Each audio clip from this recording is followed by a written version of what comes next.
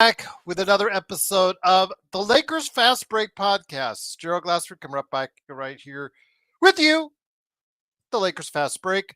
Pop Culture Cosmos, where we cover the latest news and trends in pop culture each and every week, twice a week, wherever you get your podcasts. On this week's Pop Culture Cosmos, for the Friday edition of the PCC Multiverse, I am talking CES, my time there, CES 2025. My best of pop culture for last year. I count it down for you. And it's number 2 for the Nintendo Switch. Squid Game Season 2 and Severance Season 2.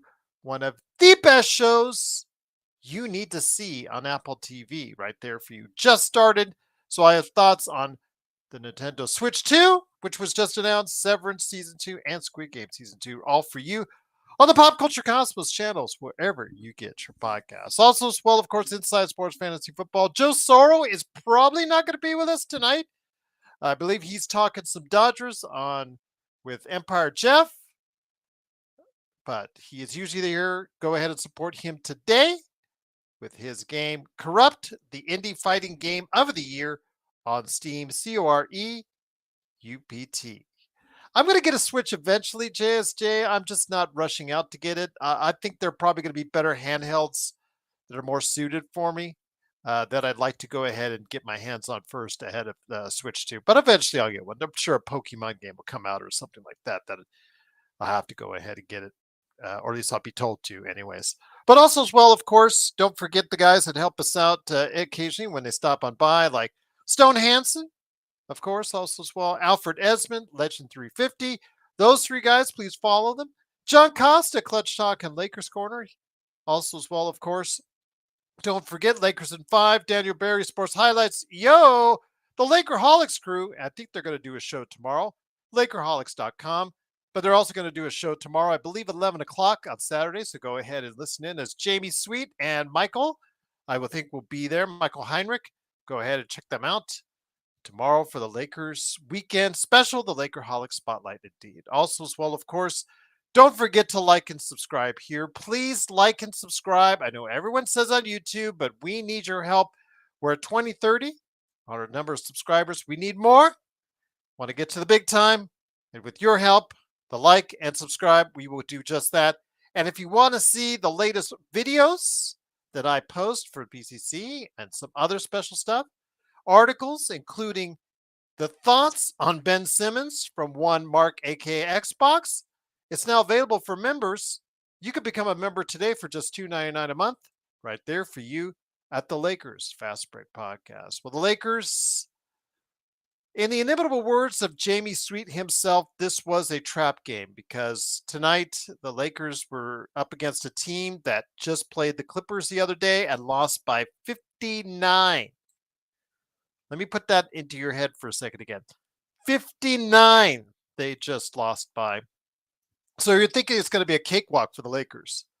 Oh, but before the game, we found out that the plantar fasciitis was acting up, or the fact that they just wanted to rest him against the Brooklyn Nets, who just lost by 59. So Anthony Davis decided not to play. So with that, you still said yourself, this should still be an easy game. We've got LeBron James. We've got Austin Reaves. We've got enough players in the backing to go ahead and get the job done.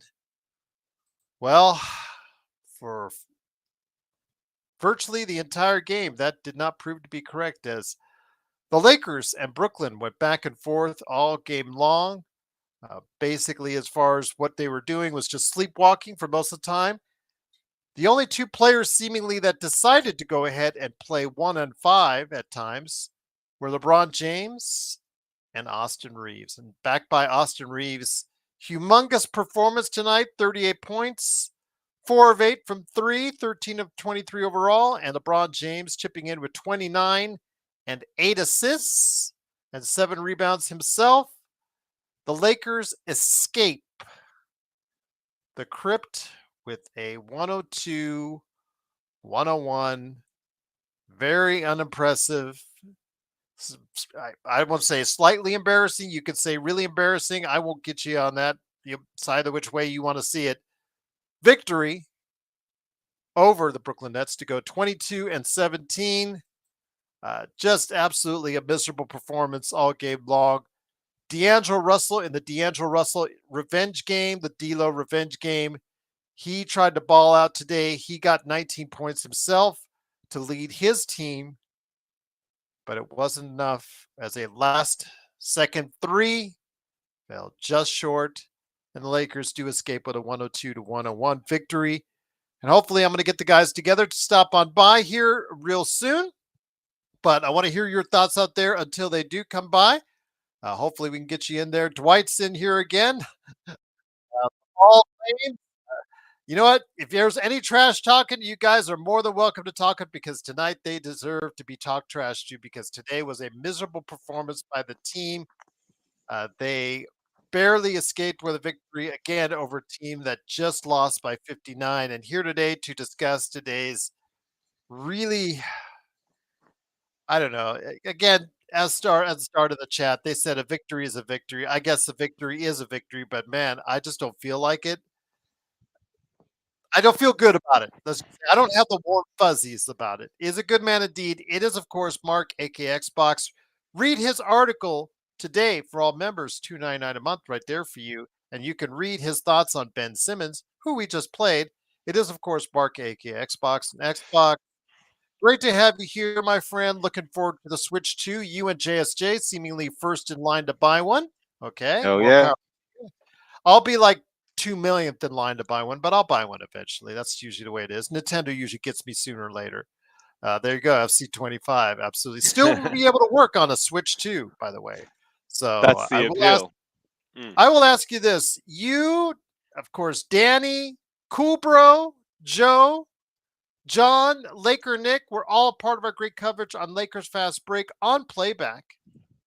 But you seeing down the stretch, I could hear. I had to go. I was trying to set up for the show. And I was doing some other things, and I could hear you throughout my ringing throughout my headset with your displeasure on today's game.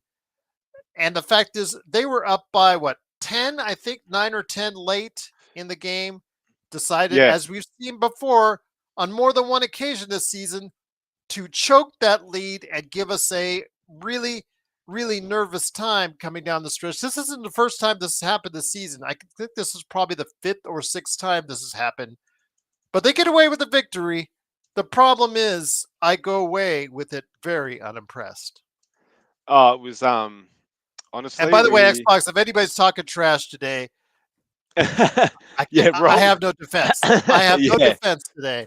But it might be the wrong day to do it because we could lose our minds. But look, as you know, as we spoke about yesterday, my brother's a really big Brooklyn Nets fan. So if we lost today, it would have been an absolute double whammy for me. So yeah, I mean, what a game, Gerald. That was pathetic. And the way we played and the way we defended, I'm still a little bit in shock. I think I had a minor heart attack there at the end when D'Lo shot. And getting to nearly my 40th year, having heart attacks is not what I want to be doing. But if that shot had gone in, Gerald, I don't know what sort of state we'd all be in right now. But what a game, guys! That was really poor. And when you see, I know we didn't have AD, so we'll acknowledge that. But when you see the obviously AR, shout out to you, shout out to LeBron for absolutely carrying the team tonight. But what's going on there? I mean, yesterday I'm here defending JJ Redick like there was no tomorrow, and then you see the team output that they put out today. Is it JJ? Is it the cattle? Oh man, it was terrible. And the defense was shocking. They didn't care at all. They let them shoot whatever threes they wanted. Granted, they were making them, but man, that was really poor. You just got to watch any other team. Like go like we were talking about yesterday, Joe, OKC, Cleveland. I mean, we don't expect our players to be like the OKC defenders, but do you even care? I can't believe what's happened. Honestly, they lost by 60 points to the Clippers, and that we've won by a point. Mate, if we think this team's going anywhere, we're absolutely kidding ourselves. I keep calling for it. Like, do something. Trade AD. What are we doing? Like, are we going to be here in 2 years' time AD and LeBron still running the team, the same crappy cattle behind them, or like maybe Rands, like guys like AR who can explode for good games. We need to do something, man. This was just really, really bad. I don't I know if I'm mean, reacting properly to it, but honestly, I feel really shattered by what I just saw. yeah, it wasn't even good. Off the bench, Gabe Vincent, 10 points, but he was still 1 of 5 from three. So again, hit one of his better performances. But when one of his better performances, he shoots 1 of 5 from three, that really isn't helping you a whole lot. New acquisition Trey Jamison played 15 minutes, got you a donut.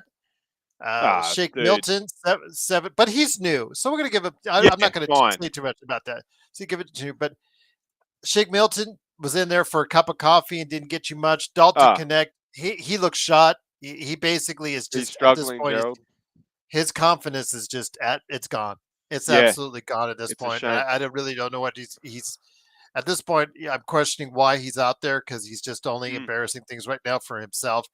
At this point, that they need to rethink about how they want to utilize him on this team.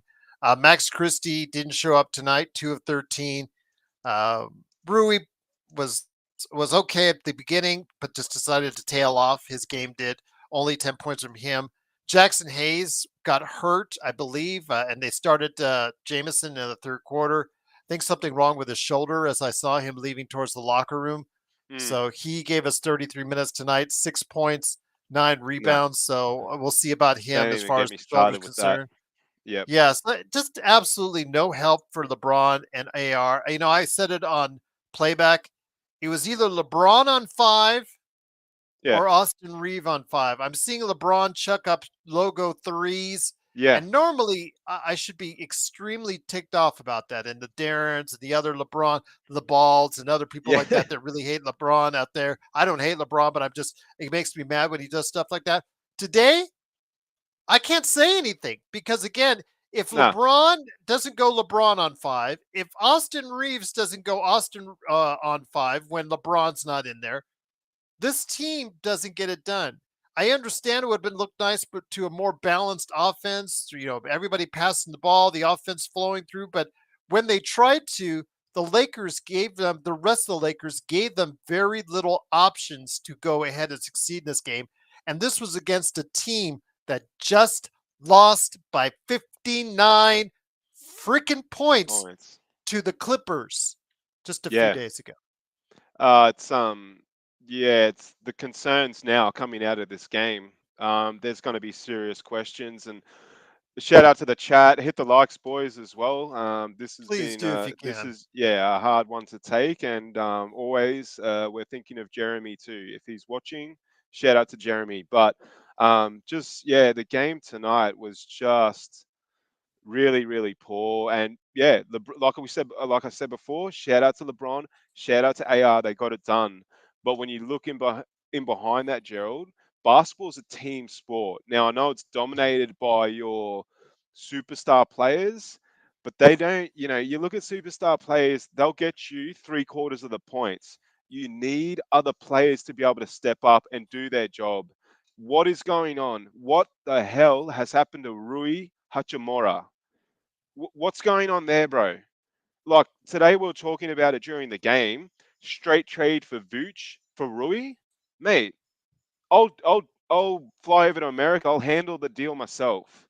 Rui has just gone backwards at a rate of knots. I don't know if it's JJ lack of confidence. I don't know what's going on there, but the guy is shocking now. Gabe, yeah, thank you, Gabe, with your afro and your face, and you stepped up tonight. You're also on 12 mil, bro. You've had some absolutely woeful performances this year. Gabe, shit. Hayes, what's going on with the bigs at the club, Gerald? Like, are we going to start questioning the medical staff and stuff like that? I mean, he's injured again. AD's injured again. Vando's never playing. Wood's shit. Like, oh man, it's just bad. And then what? We've traded Quincy Oliveira, who was scoring 40 to 50 points in the No, G we just League. waived him. We let him Yeah, go. sorry, we waived him for nothing, and then we got in this. Honestly, Gerald, when you sent me the thing about Jamison, I decided, like I said, I looked up some highlights for him. I could tell within 5 seconds that guy's not going to give us nothing. I mean, like Joe said, you think big off the scrap heap's going to come in and be the miracle for our team? Bigs that are a dime a dozen. He would be in the league if he was any good. He's crap. So we've added him now. Like it's honestly, man. Yeah, I'm struggling with it, and you can go a few ways. You can look at okay, JJ, what's he doing with the coaching? It's poor at times. But we've got to keep going back to dudes like Rob and Genie who've put this squad together. This is poor, man. This is so poor. When you look at like the bench warmers and the second rate players that we talk about Brooklyn having, I'd like some of them on our team. I'd love to switch some of those players for our players. I'm not talking about D'Lo. We tried with him, but some of the other boys that show a bit more heart, I don't know. I don't know what the hell's going on. Like, is there some of these sort of players that are on low money don't want to play because of what's happened with Bronny? It was really bad, man. I can't believe that they lost by 60 points and we've beaten them by a point. It doesn't work out that way, and sometimes it's hard to get up for bad teams, and sometimes they play better. But you saw yourself tonight, Gerald. It wasn't about Brooklyn. It was about us. We played woeful. It was isolation basketball, LeBron and AD, and the defending. No one cared. No one gave a shit, and yeah, man. You know, we're passionate Laker fans here, and it's you just yeah, you look at it and you know we're cooked. You know, that team's not going to win the NBA chip, are they? So, uh, I don't know. You know, come back next game and we win by 20, and maybe I'm a different. But yeah, you can see enough tonight in what you guys have said before, the predictions before the start of the season with where we're going to end up in, 13th place to the playing spot, etc. That's exactly where we're at, boys. We're cooked.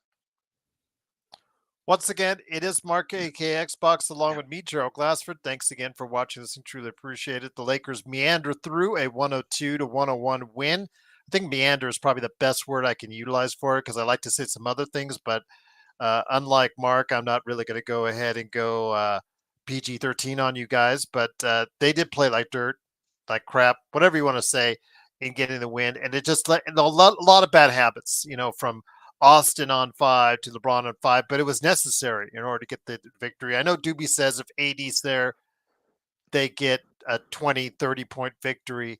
I'm not so sure because, again, this team often plays down to the level of its competition. They do get these victories against these lower teams, but they never make it pretty.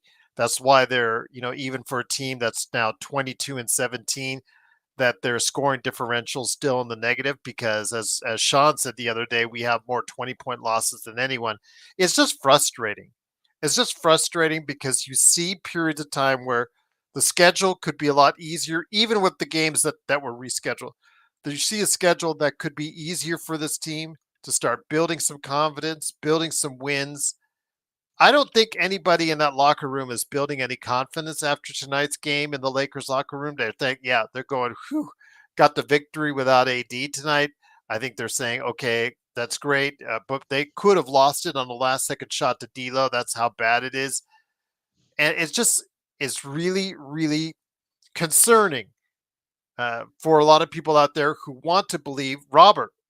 He on the other day, and I know you're in the chat, my friend, predicted that the Lakers would go top four. He believes in what this team can do or can do in regards to where it can go.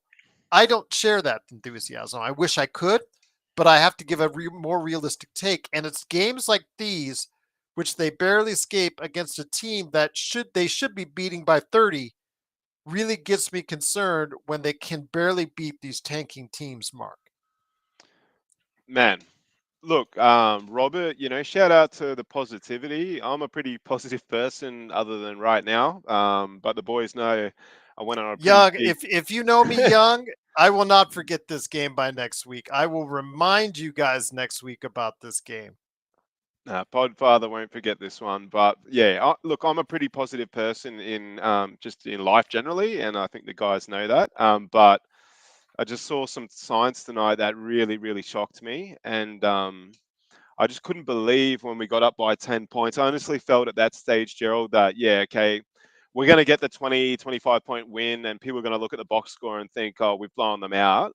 But we went the other way, which really shocked me. And guys, D'Lo had a game-winning shot which bounced off the rim. He makes those shots. He made them tonight.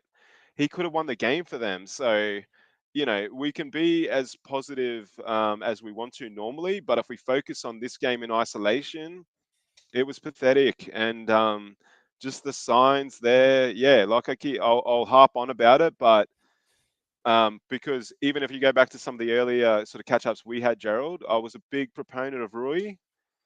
Mate, he shocked me tonight with his play and his demeanor. Like when he was on the bench in the fourth quarter, they showed him he was a seat away from the team with his leg up. Like he seemed perplexed to me.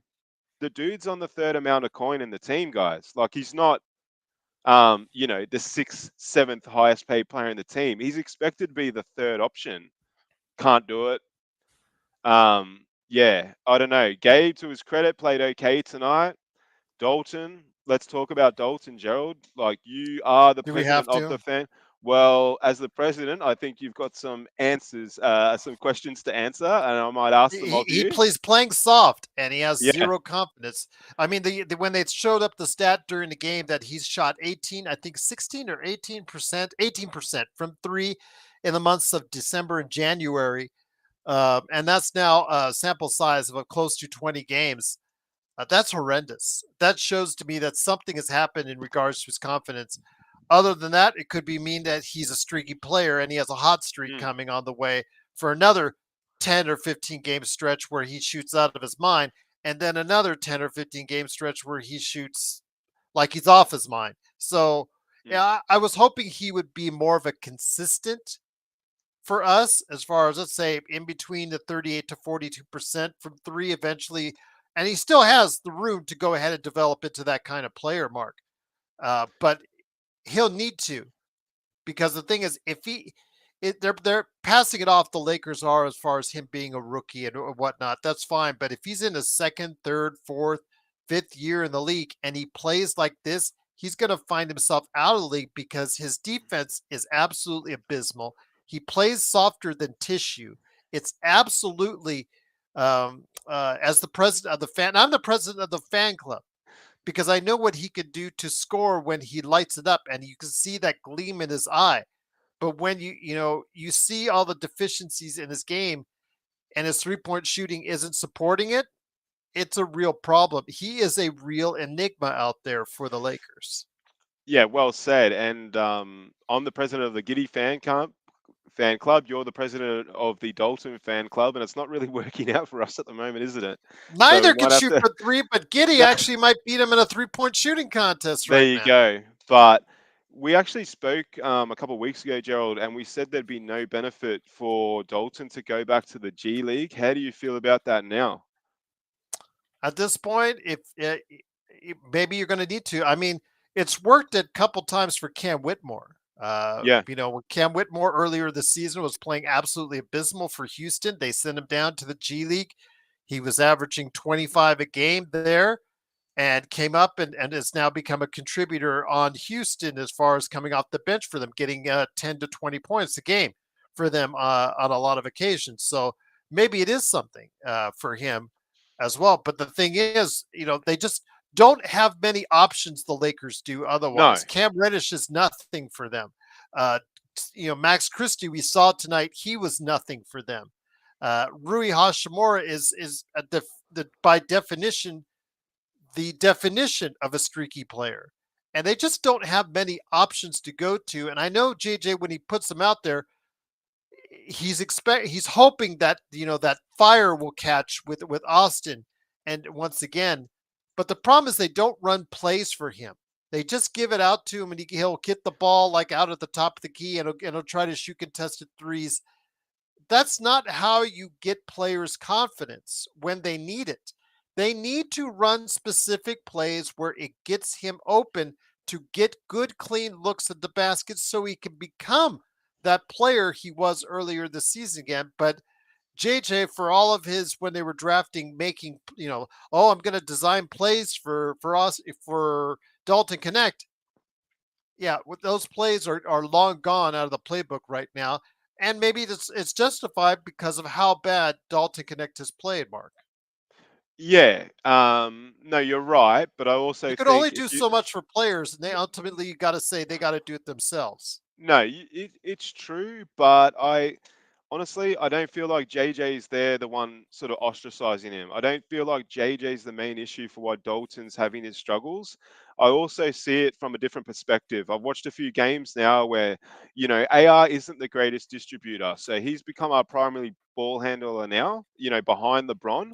And the ball's not moving as much. So a player like Dalton, who needs ball movement, isn't getting it.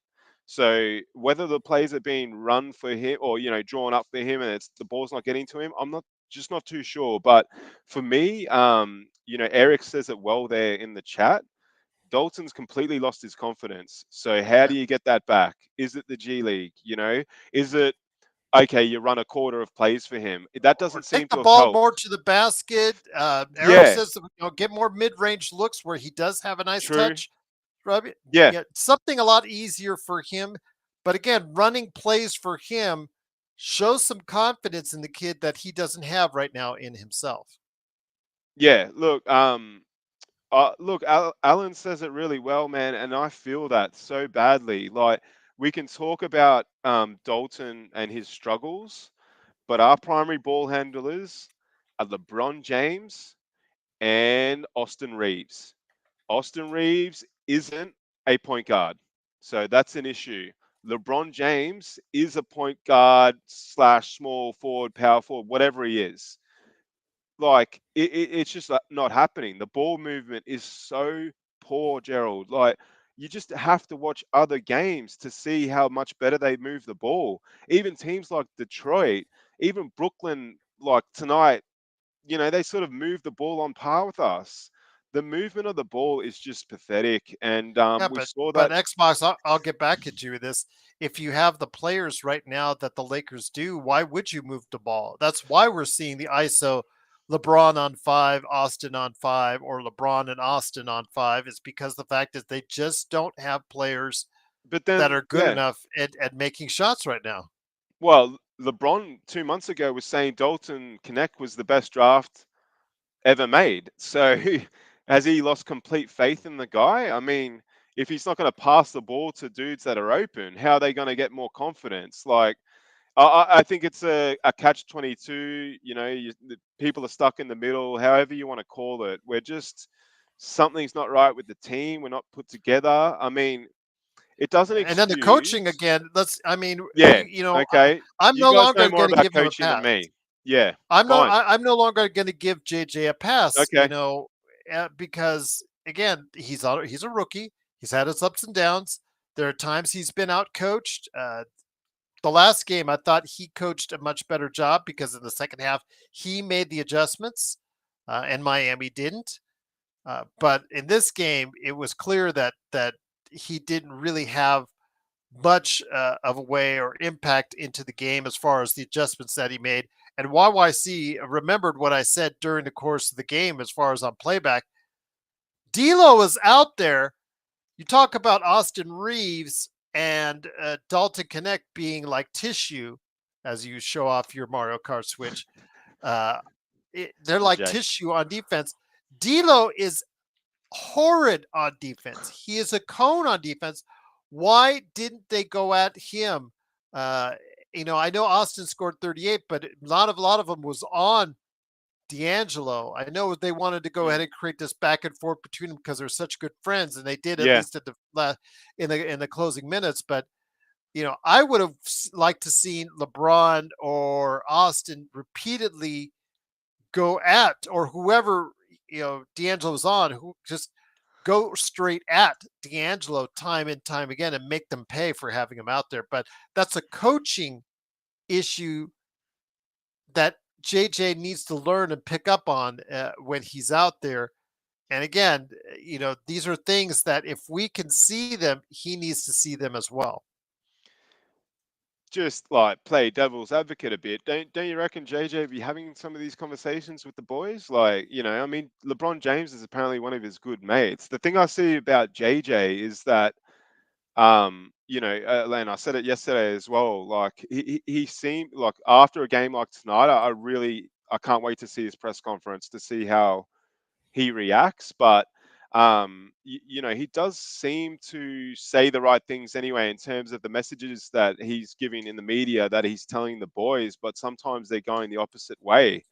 I mean, do you know what I mean? Yeah. Like LeBron James has got to be a little bit accountable as well. Like, if we're sort of saying there, Gerald, when he's in the game that the ball's not moving, I mean, he's like JJ's not out there. It's LeBron, and LeBron's a 40-year-old player, one of the goats. So he's got to be able to control the game a lot better than what he is. I don't know where this is where we're going to go down a really slippery slope. If we start sort of looking at JJ as maybe being the problem at the moment, because I honestly don't feel it. I just don't feel that way. And unless we're prepared to, give him a good squad, or a squad that actually makes a bit of sense, he's not the issue for me. It's again, we know we can't do anything right now about these guys, but as players, it's Rob. The construction of the squad is super poor. An aging superstar. AD wasn't out there again tonight, guys, and AD's gone missing in a lot of fourth quarters this year. So I don't know, Gerald. Like for me, I just want to keep backing JJ because what is the answer to get rid of him and get another coach? I'm not. You Not can't saying because that, but yeah, they're paying two coaches already. They're not going to already pay I for know. a third Xbox. Yeah, I know, but I also think you got to give the guy a little bit of time. And from what I see in the way he talks and the passion he displays, I like it, and I think he knows the game. I think there's obviously a bit of a communication struggle at the moment, and it might be LeBron's proven to. LeBron's had about 10, 11 coaches, Gerald. You look at a guy like Steph Curry, two coaches. Joker, one coach. Like, sometimes when the things keep repeating themselves, you might be the issue. And I'm not all putting this down to LeBron James, guys, but what I'm sort of saying is that I want to be a bit more, not empathetic, but I want to back JJ a bit more. And look, we've been competitive this year when we all thought we weren't going to be. Tonight wasn't competitive. Yeah, we won, and all of us think that there's not a great future in terms of winning the NBA championship this year. But I don't know if Ham was there, would we be in a worse position? I think so. So that's what I'm going to keep saying. And JJ's a young man, and I want to back him for a little bit longer. So I'm going to blame him for certain moments, and some of the in-game calls are very frustrating. But I also, you got guys like LeBron and stuff that are running the point and controlling the game. And if we're talking about poor ball movement, it's got to start with the guys that are moving the ball, and that's LeBron and AR. Not to say that they are the scapegoats for tonight, because they were the reason we won. So it's just Once we're again, in a really funny position, aren't we?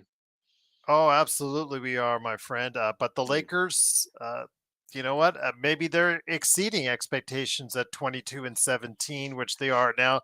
Maybe they are exceeding expectations when it comes to the standings. Who they has at sixth place? I know it's not where Robert and others would like them. It's not where I would like them, but maybe it is the fact that they are closer to what we think they were, and they're playing a little bit above that level now, which is right where they're at in sixth place in the Western Conference. Xbox says, okay, I see you, but I know that Johnny might be doing a wrap up for his channels, Yeah, Clutch Talk true. Lakers Corner, and Joe is on, I believe, with Empire Jeff talking about the Dodgers signing Sasaki, the pitcher from That's Japan. right. So he'll be there talking Dodgers for until he's blue in the face. I'm sorry, Dodger Blue. That was a bad joke. But again, it is, of course, the Lakers winning 102-101 uh, with the Clippers, who had just beaten Dome. You get to go and play, face the wall, so to speak. That Clippers only fan area that Man, can go ahead and taunt the opposition. Steve Ballmer put in there that we'll see what happens and how that looks on the weekend. But they are playing well right now. Not as well as Denver maybe or OKC, but they are playing no, at a playing good. decent level. Mm. Kawhi, I have a feeling will show up when they play. Yep. Your thoughts on meeting the Clippers? It's been said by JJ after the game that it looks like they'll do everything they can to get AD prepared to play. All I say is I hope so because what I saw tonight ain't going to beat the Clippers on Sunday. No, it's not. And look, AD for me will play. I don't think his injury serious, and typically he needs a bit of a rest game every now and then. They've obviously looked at the game tonight and thought we were going to smash them, and that hasn't happened. So unless AD's got a serious injury that I don't know about, he's got to play against the Clippers guys, or else we are absolutely no chance. So expect to see AD out there, but Gerald, I mean, they didn't only beat the Clippers by 60 points. I think they won the next game by 30 or 40 odd points as well. So they're on a pretty hot streak in terms of their winning margin. But yeah, if Kawhi plays the way we're playing, we're going to be in real strife. But the thing that you always got to remember about that type of matchup is it's a rivalry game. So you never, and unfortunately, the rivalry game between us seemingly went their way for a few seasons. But you never know when you're playing a rival like them or like Boston in terms of what you step up and do. So I hope the boys can step up. But tonight, it wasn't a good sign. The ball movement was poor. Everything was poor. So Clippers are going to be licking their lips, Gerald. Like they're playing really, really well. We've had some bad losses lately against teams like Dallas and things like that. So unless our boys all turn up, and I'm looking at you, Rui, and I'm looking at you, my boy Gabe, and the rest of you, unless you all contribute at an even level, don't expect to beat the Clippers, especially not at the Intuit Dome. And yeah, that arena looks sick. I'd love to go there to check out the technology, but I'm not interested in watching the Clippers play whatsoever. So whatever to them, whatever to the Intuit Dome, just rock up there, boys, and try get a win, a smash and grab. I'd love that, but I'll chances I'll are slim. say I'll say this: if Zubats outplays AD on Sunday, I'm not going to be happy. You're going to hear it from me. You're going to hear how the Lakers made probably one of the True. worst trades. It's the top five worst trades. Number one is Westbrook. I understand how that set back the organization. And at the time, I said it was the worst trade they've ever made, and I will stick to that. But this Zubats trade is not looking much better. And if he does Uh, outplay AD, which is a possibility, because guys, if you take a look at what he's doing on the season, he's playing at a near all-star level, and the kid's really playing well. So if he outplays AD on Sunday, I'm really going to be super pissed. But I'll just leave it at that. But Robert Wheeler has something for us. With the Lakers, do you focus more on how they play against tough competitors or weak competition? I focus more on tough games like the Denver lost the Wiz. No change how they're viewed, but he likes against tougher matchups.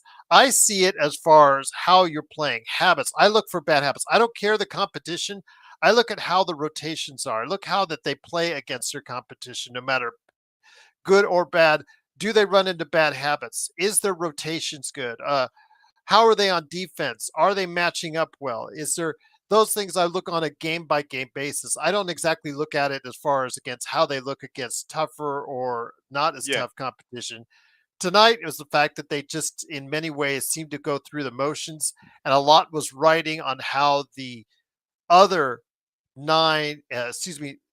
seven or eight other Lakers that were going to play tonight outside of LeBron and Austin. How were they going to be able to play tonight? And they didn't play well. They didn't hold up their end of the bargain for the most part, and it was very disappointing to see. So I focus more on how they play on a game by game basis, how they're playing as far as with confidence. Are they doing this, taking the steps that winning teams need to do that I've seen over the course of my life? Because there's usually a pattern that winning teams will exercise, will execute on a regular basis in order for them to get to that next level. And one of the things that has concerned me, Robert, that may not have caught is that this is, again, as I mentioned earlier, this is not the first time the Lakers have squandered this season against any type of competition, squandered a near or at double digit lead late in the ball game. They've done this several times now, and these things, it's not just about poor execution down the stretch. It's not just about the rotations or who you have out there. It's about how JJ is implementing the offense and defense late in games, which is of concern to me. So all Mm. these things are factoring in no matter who the competition is. So I don't always look at it as far as them playing down to their competition or playing up to their competition, because they may well go ahead and beat the Clippers by 20, but it's how they play, how they execute is really what I look at on a game by game basis, Mark, on both sides of the ball. Yeah. Look, I sort of look at it as well, just the basic. I don't know if I analyzed the game too simply because I sort of didn't grow up, playing the game. I played soccer, as you know, but I just base it on the eye test. And you just have to watch Denver for a quarter and watch us for a quarter to know that they're on a different level. They can lose to the Wiz because, they might be on a back to back, or they had a, crappy plane flight, or, the Wiz played good for, at their 8 or 9 or 10 wins that they get a season. They stepped up for that particular game. I base things on the eye test, and Robert, would have seen the game tonight and seen how poorly our team played. And yes, we had a wicked performance by AR. Man, it was a special performance, but the game was so poor that we're not even really focusing on that, because the ball movement and everything, the fact that we needed so many points by LeBron and AR to win a game against Brooklyn, it's not a good sign to me. And just basic things on the eye test. I mean, I talked about it last night, Gerald. I've been watching Memphis over the last few weeks, and my eyes been telling me that they're a really good team and in good form, and they absolutely smashed the Spurs tonight in San Antonio, and we lost to the Spurs at home. So, you can look at results in 15 different ways and analyze it all you want, but for me, the eye test is the eye test. We play poor basketball, and I hate it. Like, I love, there's the club there, FC Barcelona, because they play the best football in the world. They play team football. They're known for that, and I want the Lakers to get back to that. I want the Lakers to play a nice brand of basketball, but all of this isolation stuff, it's just not working out. And it's not going to take us far. When you're playing, it's a team sport, guys. Like, you need to move the ball, and we're not. So my eye test isn't, I'm not going to look at results and just isolate a Denver against the Wiz or whatever, because you can look tonight. Denver won by 20 points in Miami. Miami gave us a tough game. I mean, we did beat them, but the eye test is the eye test. We're shot at the moment in terms of, the bigger picture, because we can't beat teams that move the ball. And we've beaten Brooklyn tonight by 1 point. Brooklyn are tanking. Like, I love Brooklyn. They've got a Spanish coach, a Spanish rookie coach, who I want to do so well. But they're tanking, guys. That's why they lost by 60 points. Where was Cam Thomas? Where was Cam John?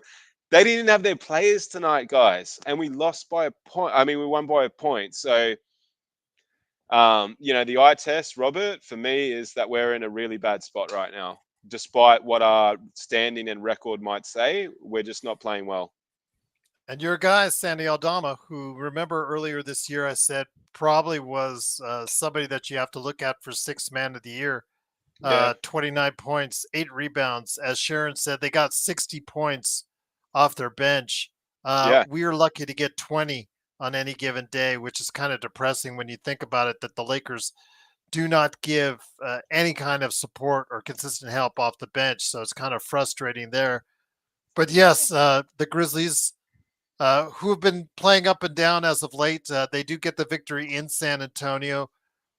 Again, San Antonio's starting to fade and maybe head back to where maybe probably head back to the mean around exactly where they're projected to be. So we'll have to wait and see how that flows out unless Wembyama can still pick them up and get them into a position where they can still contend. But it's, him shooting 8 of 19 is not going to get it done. That's for sure. But again, the Lakers for us win 102-101. Um, Heading into what we see with the Clippers coming up, that to me, I think is an important game, not only for positioning, but also as well, I think for confidence in the team. AD should be back for that game.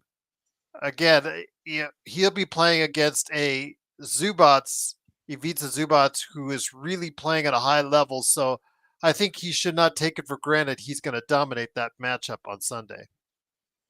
Oh, well, you can't. And even at times when AD does dominate a game, what we've been having issue with him is that in the fourth quarter, he goes missing. He'll get his 30 points and 10 rebounds, but it's all up until the third quarter or, midway through the fourth. And then he just absolutely disappears and doesn't want the ball. So we need AD to look at a guy like Zubats and want that challenge. He's done it before with other players. You think about the performance he put on Giannis was it last season, and when he dropped it, 40 odd, which was a wicked performance. Like, I don't know, man. Like, I'm just a super competitive guy, and I'm not sure AD's of that same. I'm not saying I'm AD, that's for sure. But in terms of my mindset, I'd be licking my lips knowing that I was playing Zubats, a former Laker that, the Laker fan base misses because they think he could have been an asset for us, which, he's got to want these challenges, Gerald. Like, the guy's not 40, he's in his early 30s, and he has still, despite us not wanting it, the opportunity to be the 1A player on a Laker team. What more do you want as a basketball player? Like, if you don't want that challenge, AD, then give it up, bro. Look for a trade back to New Orleans when you could score 40 points a game, but you lost every game that you played. He's got to want some of these challenges, Gerald. And I keep saying it about AD, and I'm going to be super critical and super harsh. But when you have the opportunity to be a 1A player, it's not about 3 quarters; it's about 4 quarters. And he's the biggest reason that we can win games against teams like the Clippers. And he's got man, I hope he plays. And if he comes back, I hope he's got the right mindset. For me, it's just, we've said this before, but he's the kind of guy you just want to go out there and just sort of want to shake him and just go, AD, bro, you're the most talented player on the field. I call it a field, the court. He's a top 75 player, whether or not you think that's right or wrong. Like, I don't know, man. I don't feel that's right when you see what he does in third quarter. So I just want something from AD, man. If he plays, I want him to step up and go, boys, this is on me. But he hasn't done that for me this year. So let's see how AD plays. But the signs tonight about the ball movement and the way the Clippers are playing, it's going to be a really tough game. But hopefully we can just get in a different mindset, start moving the ball a bit, and guys like Rui and that can contribute and the superstars step up. But yeah, it's going to be a super tough game, man. But hopefully the rivalry aspect makes us want it. JJ's a former player there too. I'm sure he would love to beat that team. Corbina, I wouldn't even stress out over it. I mean, Miles Turner, Laker Tom has been trying to trade him for years. And if you're Indiana, why would you get rid of your starting center? And at this point, they don't have options. They lost 2 of their backup centers for the season with Achilles tendon issues. Thomas Bryant is their backup center right now in Indiana, so they have no recourse other than they're going to stick with Miles Turner. So I wouldn't even stress Iguabina as far as trying to worry about a trade for him because he is someone who has immense talent but doesn't always show it, as evidenced by this year. He's only 15-6 as far as is concerned. A guy with that kind of talent that has range out to the 3-point line could seemingly, if he wants to, turn it on at any point in time, but he doesn't. He just, he meanders, as I'm using that word again, throughout various ports of the season. And it just seems like there's more that he could have put more on the table. He just seems like he left so much out of his game at times, Mark. It's very frustrating. But yeah, he would be a great addition. But I don't think anybody here should stress over it because Indiana, like the Lakers, are a team that are fighting for a playoff spot right now. And if you go ahead and trade your center, that seems very curious for a team that made it all the way to the Eastern Conference Finals last year, Mark. Yeah. Oh, look. Thank you, Uh, Must Hater. I love the double yeah, subscribe I and know. double like. Yeah, yeah, I saw that. Much respect. I don't know how you do the double like, but we appreciate it all the same. Hey, the fact Maybe that a guy a named double account. Hater likes and likes Yeah. it twice, I give him nothing but props for that. There you go. Yeah, and you know Oh, what? Shout out to the chat because there seems to be a lot of positivity and love tonight, and we've had maybe yes, a couple of incidents in the last few streams where it hasn't been that way. So let's move yes. forward. Love the chat.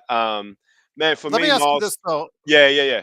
Go ahead with Miles. But go Well, ahead, Miles Turner. I know sports yeah, baby. I'll touch Well, let's base on. sport your fellow Australian sports baby would like to hear that answer. So go ahead on Miles Turner. Okay, yeah. Look, Miles. Oh, shout out to SB, who is a big Pacers fan, and they have been playing well from where they started. So always keep a little bit of a eye on them for SB. But I don't know, Miles Turner feels like a bit of a obsession we've had, not dissimilar to Cam Reddish. Not saying they're the same player. Miles Turner could offer us a lot more, but we seem to have this obsession with him going back umpteen seasons now, where we're linked with him and I don't know, man. I mean, the time for me to get him was, maybe a season or two ago. He's still a very good player, and he could obviously we don't have any other bigs, man. Like any other, like we brought in Jamison. That guy's a clown. So yeah, of course, bringing in Miles and to play with, yeah, Miles to play with AD, man, that would help for sure. But what would we be giving up to get him? That's the question. But yeah, I would have loved to have seen it for sure, guys. But yeah, it's not going to happen now. But focusing just quickly on Indiana, mad respect to them. They've bounced back really, really well. And Yes. guys, they made the Western Conference Finals last year for a reason. And Yeah. some of those wins, that they've been on are without Halliburton. So they'll be competitive in the East, that's for sure. But we got to worry about ourselves. Miles isn't coming. We obsessed with We obsessed with Cam. That's worked out like whatever. And now we're still obsessing with Miles. So I don't know, man. We for me, it's more about obsessing with changing some of those stars that we have, rather than trying to add, a bit of junk to make them look good. Is where I'm at anyway. What were you going to say Appreciate it. before, Joe? Well, Alan YST, I got you covered if he wants to come on tonight. I'm going to go ahead and share the stream with him. But I want to just say what we were talking about earlier. Oh, Lightning Bliss says he wants Walker, Kessler, Vucevic, or Jonas. I wouldn't trade my ones for them. Those guys, yeah, I know Vucevic scored 40 tonight on the Bulls, but is it worth messing up your future or getting rid of some picks in your future? Because the first rounds, they want the first rounders for those guys, and somebody might balk at it. At far might take it, a shot at it for Kessler or Vucevic. Jonas, I think you can get now with some seconds, but I just again, these guys are not moving the needle for you guys. These guys are just not good enough to move the needle No, for the Lakers. And in doing so, you're getting rid of your future opportunities beyond what LeBron and AD will do for you because they'll be gone. So, yeah, I'm just concerned that Rob will make a hasty trade and it will be probably to our detriment because of it, or a small term gain for a long-term loss. But I know Christian Wood has been talked about. Corbina said he's stealing a salary, holding a spot. I just want to say this in regards to Christian Wood. He's still on a minimum. If he's going to go ahead and steal a salary spot for us, yeah, that's not good at all. But Vando, what is Vando doing right now? Vando is stealing a much larger salary slot for us. So, yeah, if that's the case, I would love to go ahead and see Vando being moved, but I don't see that happening anytime soon because we have so many years that we owe for his contract. So I don't see that happening with Vando. Vando's the one who's the bigger thief right now for that contract, but Wood is not helping matters at all because he hasn't done much his entire tenure as a Laker, and of course he's been injured all season. Alan, I sent you the link. If you want to join us, please go ahead and do so. But you're always welcome to join us anytime at all. Just give me the heads up at LakersFastBreak@yahoo.com. I Man. sent you the link, so if you want to join us tonight, you're more than welcome to. But otherwise, in the future, just let me know, and I'll send you a new link each and every time out. But it is, of course, the Lakers. They do win 102-101. They do. Yeah, it's gonna. Everybody keeps talking about you, Mr. Holy Man, because you got the lights behind you and all that. Yeah, But I know. this is, Sorry, guys. It's as you know, you guys are at night time, but in Australia it's 4:30 in the afternoon. So I can only do what I can do. So I've tried my best there, but there's still a bit. So I'll try to cover it with my head, but best endeavors. But just quickly, what a really nice comment by Lightning. And yes. I don't think LeBron's the GOAT, but yeah, we just try to keep it real here and also be positive as well and try to But if you don't think engage. he's the GOAT, do you still think he's one of the 10 best players of all time? Well, I mean, the other day Dwight Smith had an issue with me saying SGA was the second best player in the league. Apparently, that wasn't good enough. So, yeah, of course, LeBron's in the top 10. And I was saying it the other day, man. I watched LeBron within the last week, Joe. What I did was I actually went and watched the first couple of high school games that he had. And man, come on, guys. The guy's an absolute baller. We know that. He's elite as, but for me and what I know about the game and how much I've shout out to Joey. I'll just quickly finish this point, but what I know about the game and what I've seen, yeah, LeBron's not the GOAT because I base GOAT status on things what I've seen with Messi. And Messi won so much with Barcelona. He won the World Cup with Argentina. Like you got to win, guys, and 4 chips versus 6 or 5 for Kobe or 5 for Duncan. It doesn't add up for me. Like if he gets 5 or 6 chips, then you start having a completely different conversation. So he's super, super close, but he's not the GOAT for me. That's all. And I don't just John is LeBron's biggest advocate, and we love John. It doesn't matter. Everyone has their own opinion, but for me, he's not the GOAT. But shout out to Lightning and Corbina. Such a great chat. But let's let Joe cook a bit, I reckon. Robert, Allen, yeah, guys have been all great in the chat. Once again, the Lakers do win 102-101. Joe, despite the very concerning victory for the Lakers, you are a happy man. Congratulations on Sasaki now being a Dodger. We talked a little bit about it during course of playback.tv/Lakers Fast Break. John's yeah, shout out to John, man. He's struggling through right now. That Yeah, he's just not want to say well. he's not well right now. So big shout out to John. I hope he feels better, and I hope he gets everything going. Please help him feel better by giving him a like and subscribe next time on his channels, Clutch Talk and Lakers Corner. But Joe, coming back in here, Mr. Simblades with a Y.com, bringing in here with the game.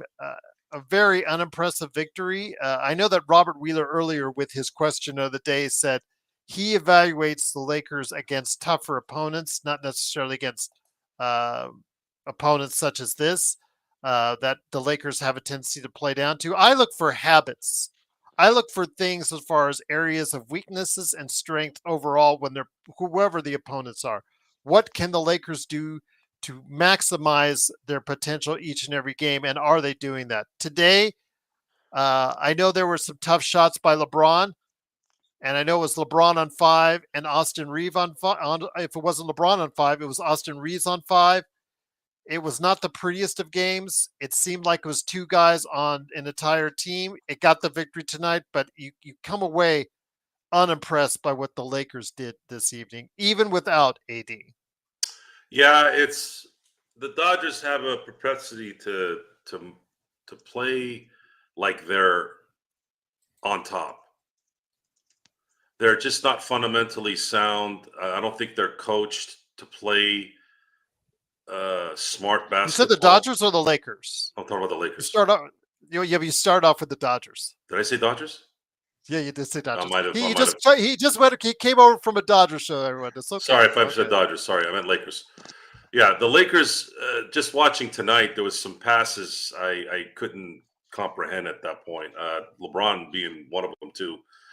There was this. What was it? The pass in the third quarter. I think they were up 4, and he ended up just heaving it. I can't remember who was running the break. I think it might have been Vincent. I'm like, what are you doing?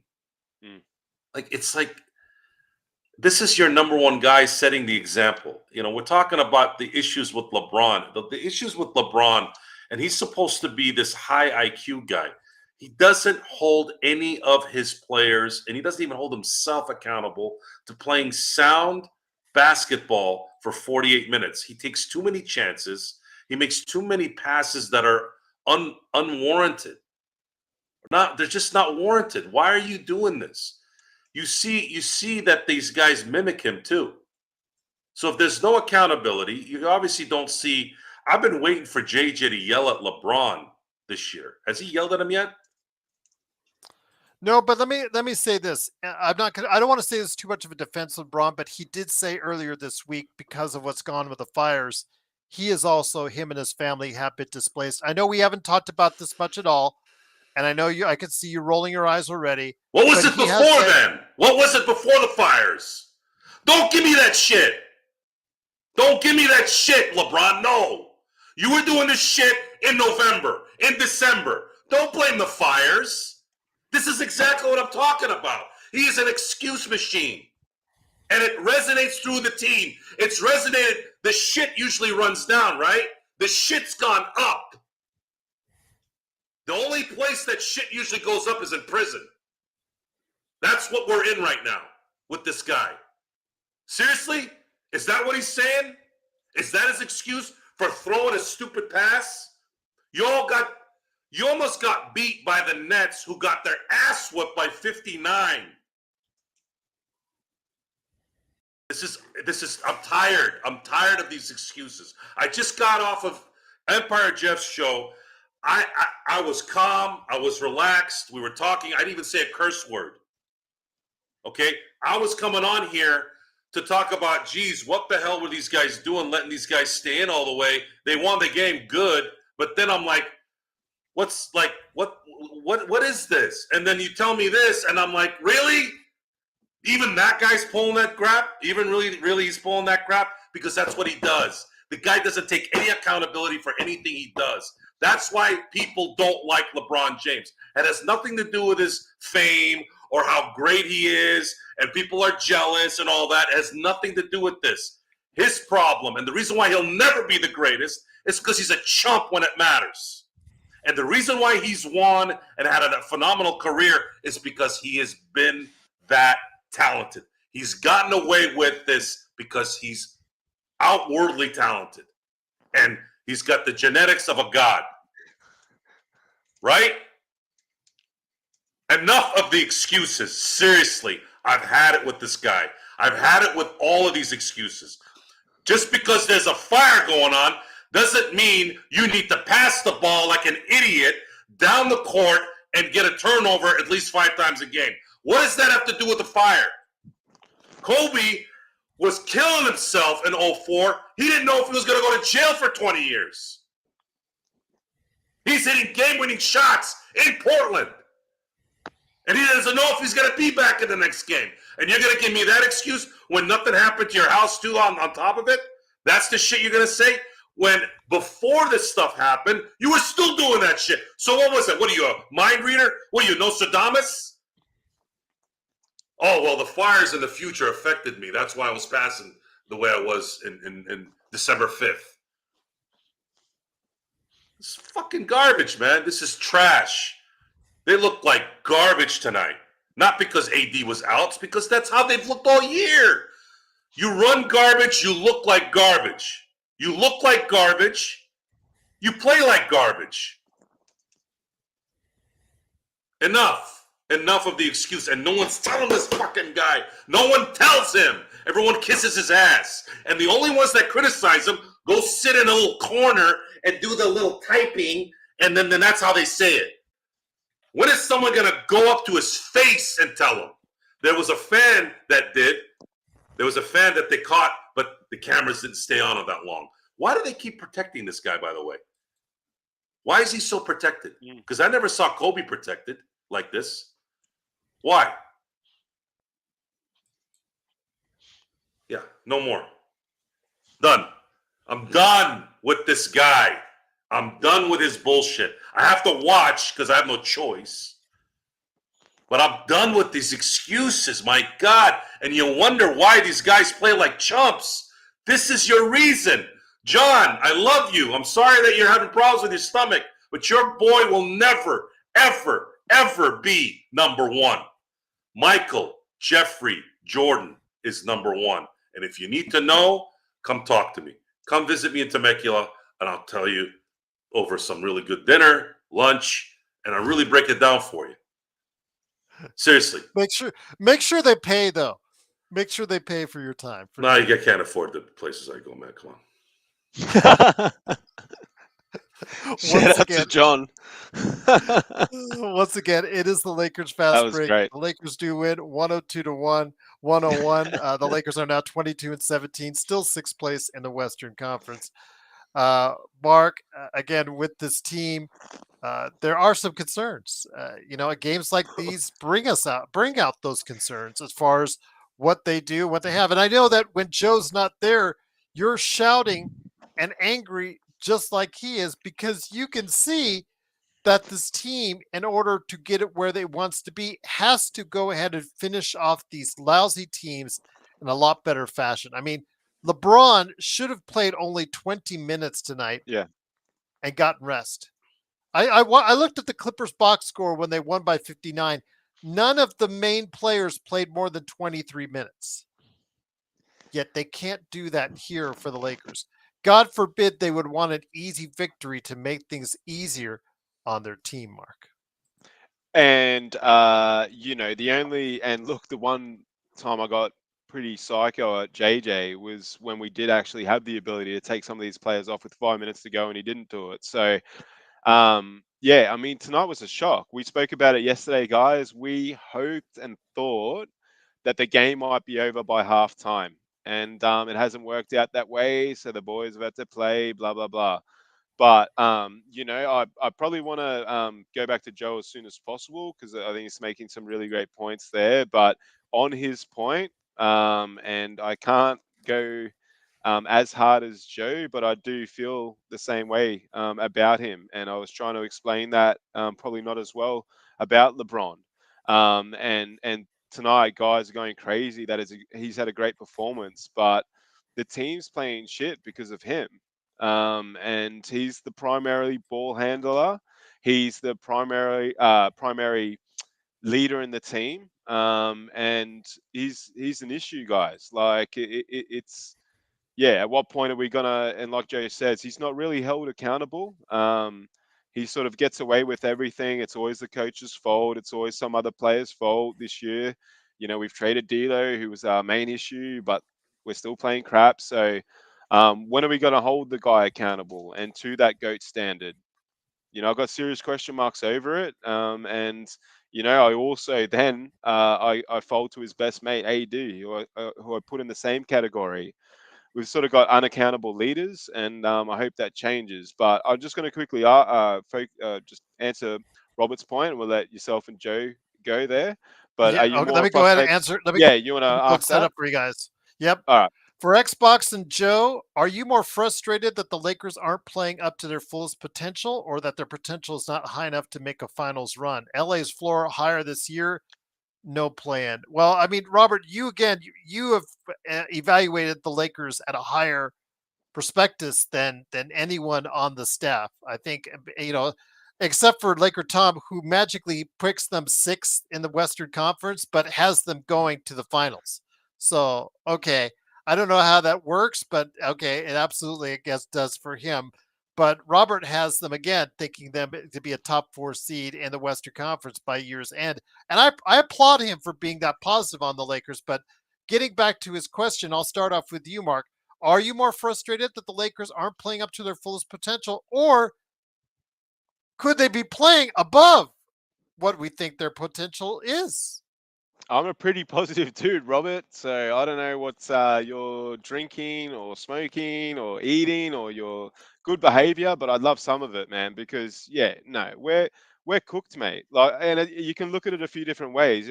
Their fullest potential is not good enough, and we're not playing at our highest potential either. So it's we're like we're stuck in the middle. I said it before. We're stuck in quicksand.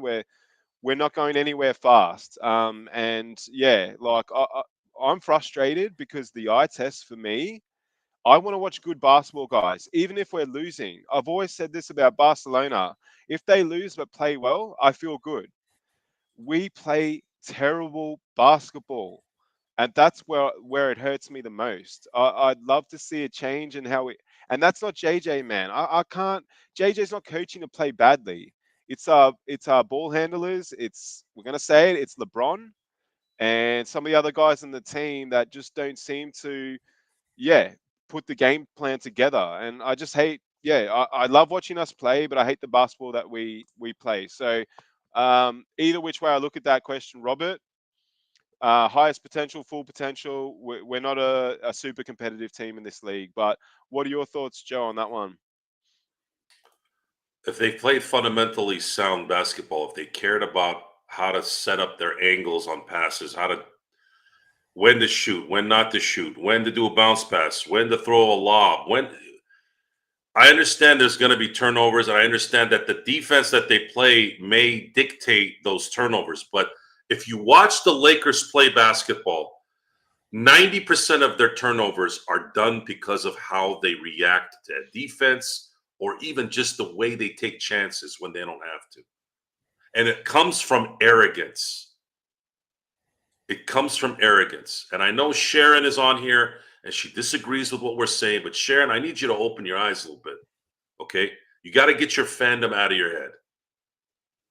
LeBron James is a very, very arrogant, undisciplined player sometimes, and you cannot deny that. And it shows, and he's the leader of this team. That means if he does this, everyone else does it. I saw numerous times in the past seeing coaches lambaste their star players on the court. Kobe, Tim Duncan. If those guys are going to get yelled at for doing dumb things, who the hell is LeBron? And why isn't anyone doing that? It matters now more than ever because there's a lack of talent. When you don't have enough talent to compete the way you're supposed to, you make up ground by being fundamental and smart. Is that wrong, fellas and ladies? Is that asking for too much? An athletic freak can get away with a lot of things because they can make up ground height-wise, vertical-wise, speed-wise. Maybe he's got huge hands. He can risk going by somebody and going behind his back. Sure. But what if you're Dalton Knecht, who's not vertically excellent? What about back and forth on the court in terms of speed? Lateral movement. Folks, basketball is not a complicated sport. And LeBron James is supposed to be the best of his era, which I agree. And he can still play. Why does he allow this? 102 to 101 against the Nets in your building. And you want me to be happy about what might come later? Especially after you got your ass whooped by the Texas teams the way you did? Am I supposed to be impressed by the Miami win?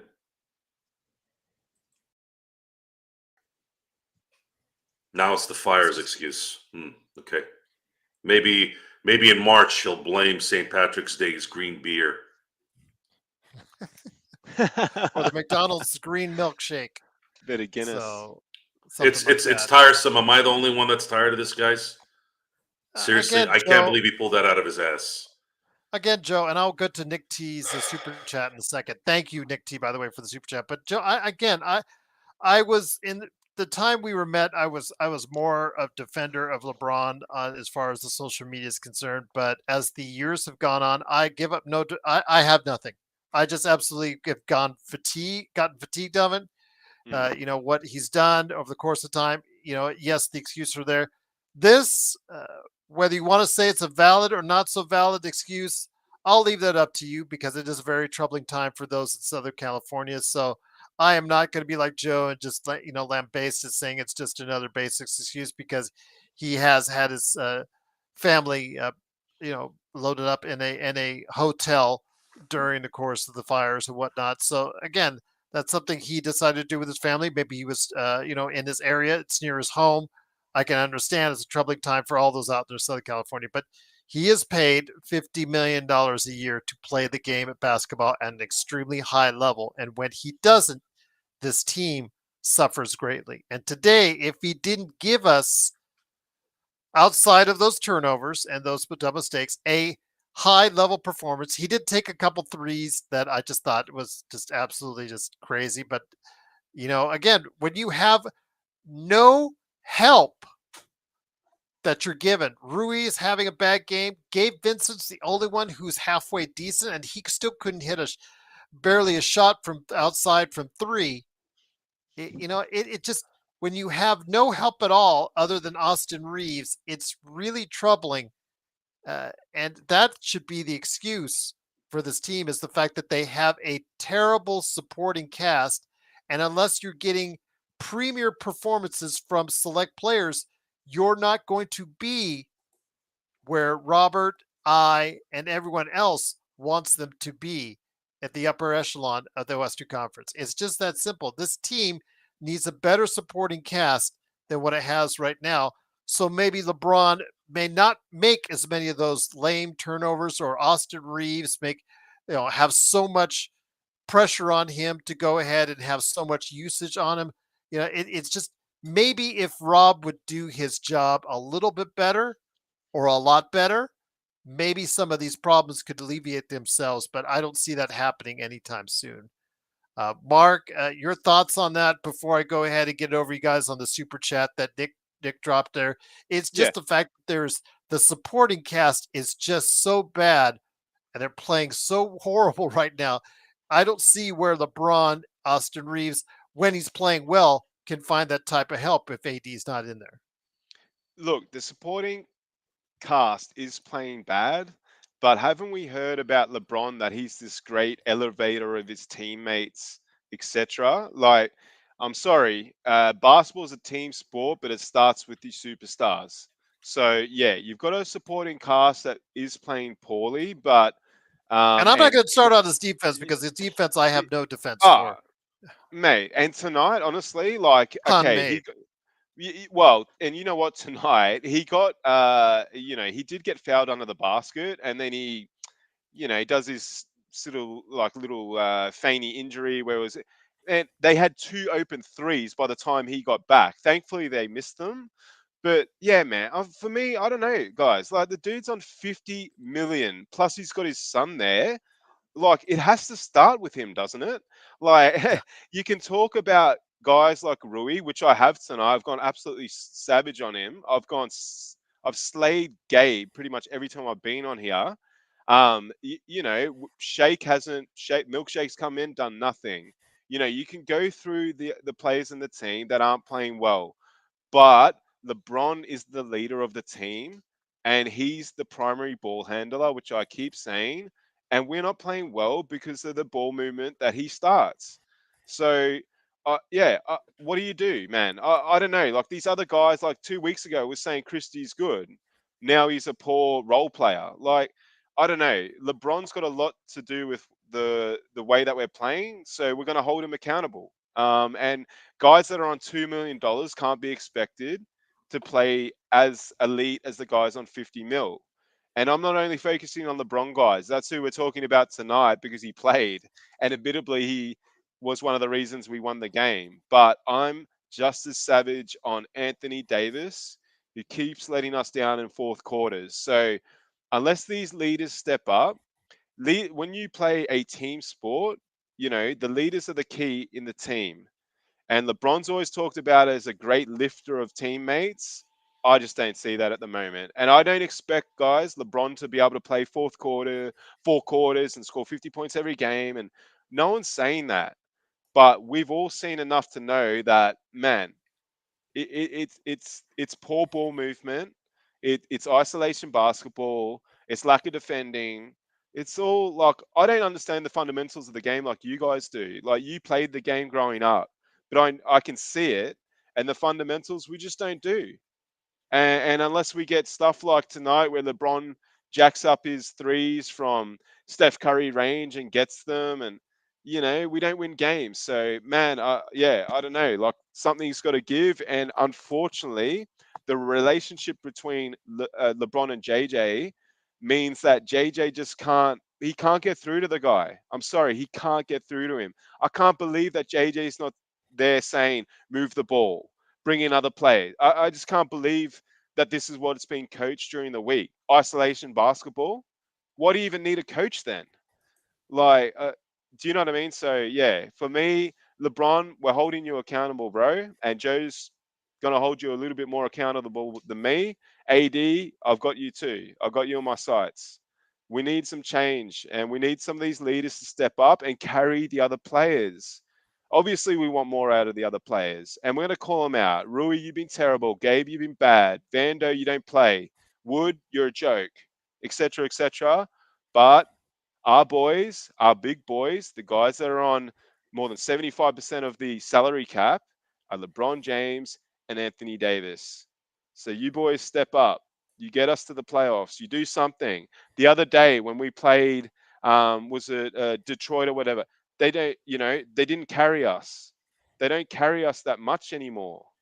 Those two players should be winning most of the games on their own. Come on, guys. Like, I just want a bit more out of them. And I don't know. LeBron for me is a funny leader, man. I'm the same age. I keep saying I'm the same age as LeBron, but I don't know. I don't know whether or not, because he had to focus in basketball in high school, that he didn't get certain development that you need, but he's not leading this team very well from my perspective in his 40th year. Young again, Cam, he's only got the minimum. These are minimum contract guys you're talking about with Wood and Cam. They don't really move the needle either way, but they also don't really do much for you in a trade because, again, they're minimum salary guys. But here's a guy that isn't a minimum salary guy who is taking up a lot and stealing a lot of money from the Lakers right now. Nick T on the super chat says, Joe, I know you don't like talking about him. I know you're tired of talking about him. But Nick T says he's watching Vando in street clothes with a big smile on his face. I wish I could work one day out of the week and get paid for 5. So the Lakers have 6 players on this team, not named LeBron and AD, that occupy $73 million. Mm. 73 million. And that is, and then on top of that, you have LeBron, who people seem to mesmerize because he can drop 29 points, 8 assists, and 8 rebounds in a game, yet can't make a fundamental pass half the time. And you almost lose to the Nets at home. But I'm supposed to be enamored with his stats. Oh, well, Joe, he can't carry this team. Sharon, if you're listening, if you can't carry this team, LeBron, maybe you shouldn't collect $50 million then. $50 million needs to go to a franchise player who can carry the team. Does that make more sense? If you can't carry the team, take $30 million so that they can allocate $20 million to maybe someone else that might be very, very good. Then that would help. Well, Joe, we can't do that. It's because of CBA. Sure, you're right. But he was a free agent last year. He could have done something maybe. Or maybe he could have done something 2 years ago as he saw it. You know what Tom Brady used to do because of the hard cap in the NFL? He took less money because he knew I'm not going to get any receivers if I don't do that. How the hell am I going to win? He cared about winning. He took less money. Shohei Ohtani, yes, $700 million contract, but he deferred 680 of it for 10 years later so that the team could acquire guys like Roki Sasaki, guys like Yamamoto. Do you really care about winning, LeBron? Because the way you play and the way you do your business, you don't care about winning. And this is something that needs to be discussed over and over and over again. And this isn't a lie that a lot of these a-holes in the media do where they make up these stories of certain narratives. This is legitimate. I can prove it. It's on the tape. It's in the transactions. You care about winning, yet you max out your deal, leaving your team no way of being able to be flexible. You make your team pick your son in a draft when your son doesn't even belong in college.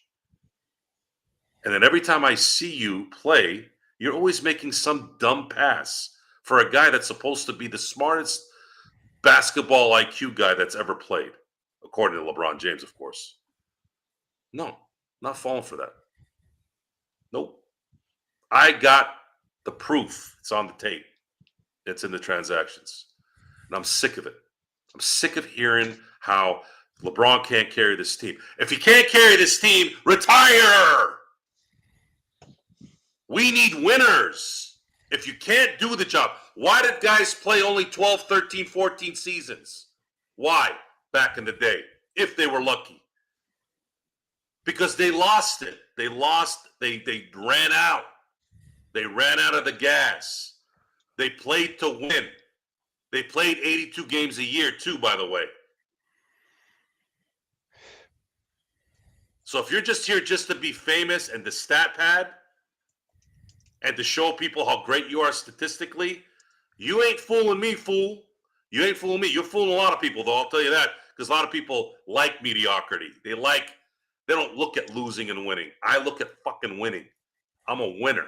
I want winners around me. I don't want stats. I give a shit about stats. Winning is all that matters.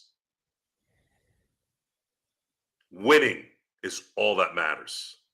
Stats mean dick. So enjoy your stats. I want winners. And that is something that y'all need to really reanalyze. If you want to enjoy the games, you want to enjoy the spectacle, okay, cool. But don't come at us and with the excuses either. Don't come at us with the excuses. And I don't give a shit who I'm talking to. I don't care if I'm talking to Shaq, Barkley. I don't care if I'm talking to Adam Silver. I'd be talking the same way I'm talking now if that's what was warranted.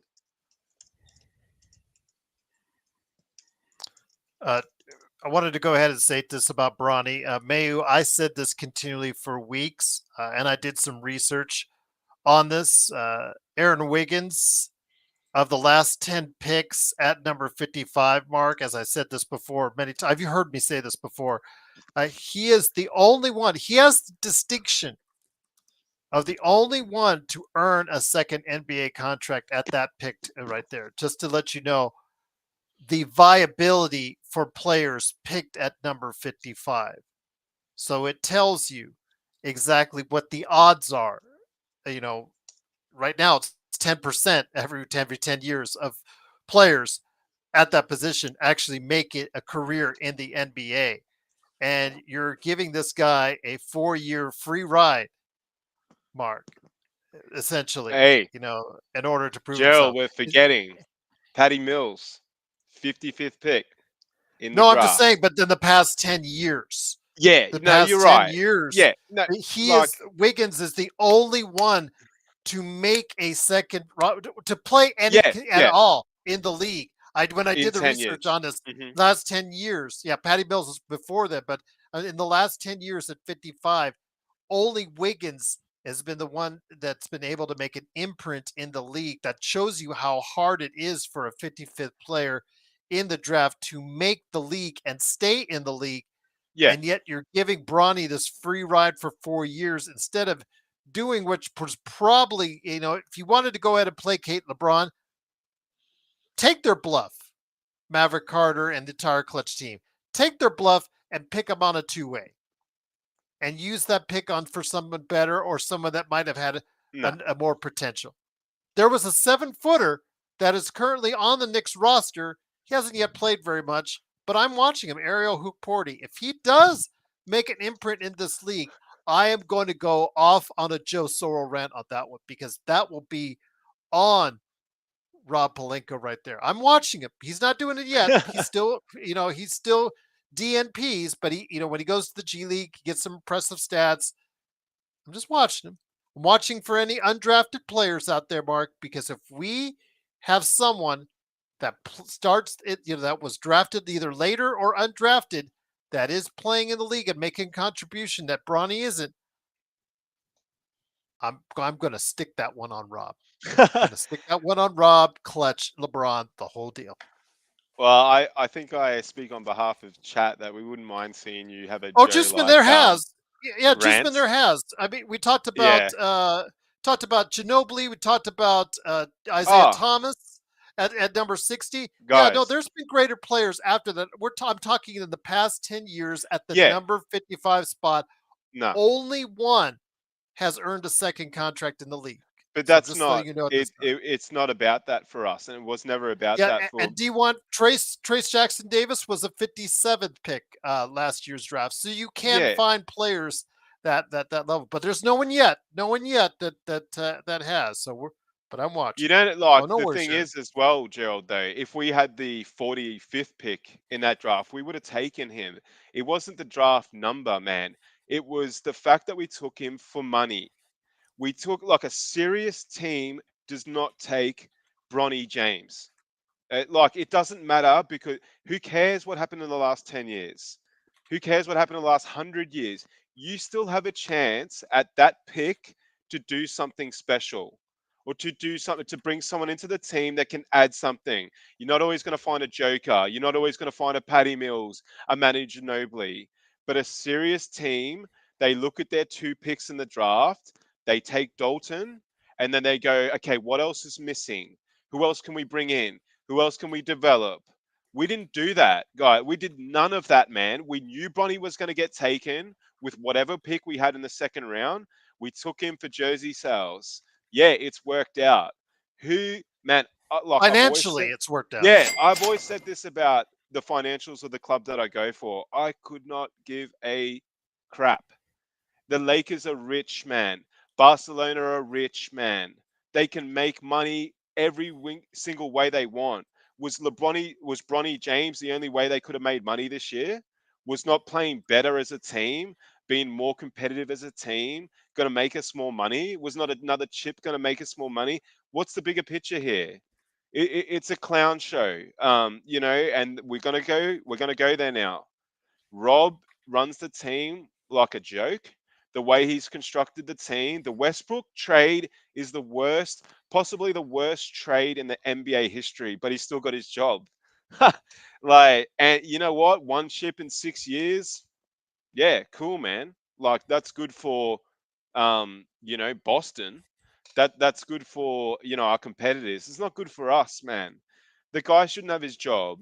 Genie should have sold the team. There's just so many fundamental issues. So it didn't matter what pick we had in that second round draft. We're going to take him for jersey sales. And like, from that moment, and you know what? Like, man, shout out to the chat, but shout out to Joe, because Joe, did make it pretty emphatic, guys, that he was not going to stick around too much longer if they took Bronny. But because of how we feel about Joe, he did stick around. But Joe knows this is a clown show. It's a circus. And that's why, he'll talk about these points and focus on LeBron, because LeBron's brought this all to the club, and the influence of clutch sports in the club is just not. The Lakers are so much bigger than an organization than clutch sports. How have they let them infiltrate us this badly? So, man, yeah, LeBron, I do still love seeing LeBron at times playing in isolation, blah, blah, blah, because that's all we've got. But, oh, sorry, love's a strong word. But Yeah, the Bronny thing, man, for me, nah, that was trash. And from that moment, we're not a serious team, which hurts me, man. It hurts me. Sorry And the reason for the why we're pain. so upset, well, no, all good. The reason why we're so upset about it is because they gave a 3-year plus a team option guaranteed ride to a kid that's probably not going to give you a contribution or positive one in the league. I mean, it's going to be very hard for him. He can't shoot, doesn't play point. He's a 6-foot guard that you're hoping will be able to be athletic enough to play defense on a regular level. And it just there's so many things working against him right now. It's really hard to see a pathway through for success for him. If his name wasn't Bronny James Jr., we wouldn't even be discussing him at all. He would barely be in the G League at this point in time. But again, that's the problem. He is taking up a roster spot where you could get a player that may be able to give you a contribution now over a contribution from Bronny, which may never happen and most likely will never happen in our opinions. That's what really pisses off because you have so many dead spots on the roster with Cam, with Gabe, with Vando, with Wood, with Bronny. That's 5 off the top of my head right there that are giving you next to nothing as far as for contributions for this team. But Joe, on to a happier subject. The reason why you were not here in the first place to come on was the Dodgers made a little signing today. And in the super chat, 805 wants to know he did not stop by your Empire Jeff. Shout out to Empire Jeff, by the way. Go ahead, like and subscribe. He wants to hear your thoughts on the Dodgers signing Roki Sasaki. Well, Dodgers won the 2024 season, and they're now winning the 2024-2025 offseason, setting the stage for probably what will be one of the greatest baseball runs here, not only this year, but possibly in the next, at the very least, the next half decade. I'm not going to compare the two because I think I've done that enough, but to get a phenom who's already ready, maybe he might not be Jacob deGrom ready, but the son of a gun's going to be ready to rock and roll here in 2025 with his countrymen in Yamamoto and Otani. And then you got Glasnow, you got Snell, you got Kershaw coming back, who can probably pitch another 50 to 100 innings. You have Gosselin, you have May, you have Bobby Miller if he can come through a little bit. And then you have one of the best, if not the best, bullpens. And that bullpen could end up getting even better should they go after Tanner Scott. It is, in my book right now, the offseason's it's a completion. Now, I am greedy. I do want Kike back, and he will be back. That's probably why I'm not too worried about that. And then if you can get someone like Tanner Scott, I don't even know what's going to happen to everybody else after that. I'm looking for possibly 115 wins next year and a World Series title. So salute to Andrew Friedman. Salute to Caston, Walters, Gomi. That's all the front office presidents and GMs of the Dodgers, and of course the Guggenheim ownership, which we are begging and will continue to campaign to hopefully take over the LA Lakers here in the near future, because I think that's their only hope. This franchise's only hope is to get this in someone else's hands other than Genie's, and someone that's already got a little bit of their hands in it, and those hands have already proven that they know how to run a professional sports team in 2025. That's where I stand, and I'm excited to possibly get another run here with another sport. I know we've been doing Lakers here the last 4 years, but the market is screaming for the Dodgers. Whether I'll do a Steelers show down the road is up for grabs as well. Maybe when Mike Tomlin finally goes away in 3 years when his contract is over, but I'm not going to hold my breath. But it's been a great day.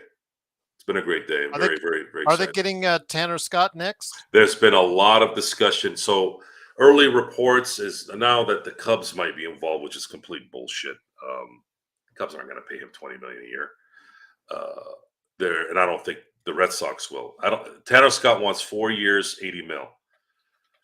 The Dodgers could pay that, but I don't believe they will, and they shouldn't. I believe Tanner Scott at 60 for 4 years is probably a better number. And if you really, really had to, maybe pay him 16 to 17 mil per, but I don't think 20 is the number. And I don't really think Tanner Scott thinks he's going to get that number. I think that's just kind of playing up high, seeing who can get close enough to the 20.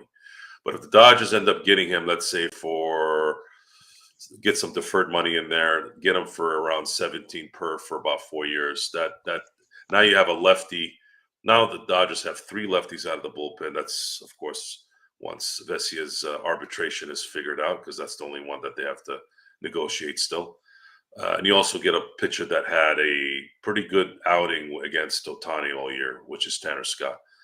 You get him, and then you got Roki, and that basically they have 2 sets of starting lineups, starting pitching lineups.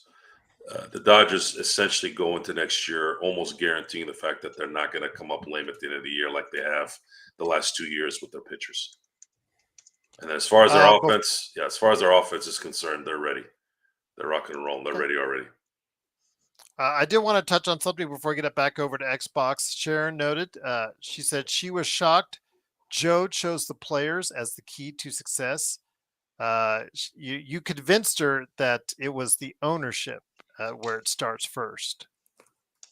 I think because of how much you've stressed on the fact that the ownership has been troubling, to say the least, as far as the direction for the past decade plus, and how it seems so stable when you have a stable ownership like in the Dodgers, how it can breed a successful franchise where you're competing at a very high level over the course of years, as opposed to just a slight window every now and then.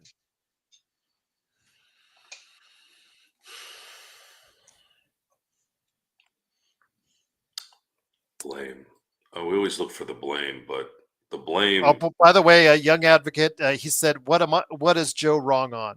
By the way, is what he said. He sent it out. I don't know if you got that because he sent it out to everything else, but YouTube. I'm assuming he thinks I'm wrong that they would sell. Yeah. You're not wrong there, guys. They're probably not. Genie's probably not going to sell, but that's what needs to happen. Probably not going to. Yeah, that's what. Just because we want it to happen doesn't mean it will. Yeah, I don't think it's going to happen either, but it needs to happen. Otherwise, you're putting the trust in a ownership since Dr. Buss has passed away. That's only won 50 games the last 13 years. See, people forget that. If the Lakers hadn't won in 2020, this would be a very bad era of Laker basketball. Very, very bad. And it would be detrimental to LeBron's career. They won. I'm not, again, they won. So it is what it is. But there's too many, as great as LeBron is, and as much as Genie has won in recent times, it's not, things aren't being run correctly. And they're not run correctly by stupidity and just plain just inability to do the job. She runs the team like you run like these Major League Baseball teams run their teams. They're worried about ticket sales for some second-round pick. You're not really concerned about winning. You're focused on getting some guy who's not going to do anything to help you win so you can sell jerseys. Imagine if you had done your homework a little bit, because you guys are pretty good picking guys in the second round. Hell, Zubac, Clarkson. How many late first-round picks did we hit on? Josh Hart, Nance Jr., Kyle Kuzma. Now, when I say hit, these are serviceable, good role-playing guys late in those rounds. That's what you're supposed to do in those rounds. You're supposed to get guys that are good players that can fill a role. You're not doing that because you're too busy catering to jersey sales and some agency. You're the LA Lakers. You're letting an agency run your team. You put your head on LeBron's shoulders in public. What the fuck are you doing over there? Haven't you banged enough players in your time to put your shoulder in public on somebody else? What is this? Did you guys ever see Dr. Buss put his head on Shaquille O'Neal on the sidelines? So you're an embarrassment. And then that coward Rob Pelinka, where the hell is he? I still haven't seen him. When was it? The Michael Cooper? Was he even at the Michael Cooper jersey unveiling? I didn't see him. What do these people do? He mentioned him, which hurt too. He obviously had to. And Jeannie was there. We saw the picture of her close up, so she was there. Yeah. Yeah, she was around protection. That's why. And no one was going to boo that night, right? I bet you she wouldn't be there if Michael wasn't there and the boys. Yeah, it's harsh. It's getting harsher because that's what you do when you're frustrated at mediocrity. When you don't have to be. You're the Lakers. You should be you're the standard, folks. 17 championships. We demand better performance. You have a down year. You have a couple down years. You have a 3-4 year down year where you need to maybe accumulate some talent. Okay, I get it. But at what point after 13 years of sucking for 12 of those years, we're going to sit here and go, okay, we're just going to, ride this for another 12 years? Watch terribly fundamental basketball and watch the inmates run the asylum? Come on. No. Not going to happen.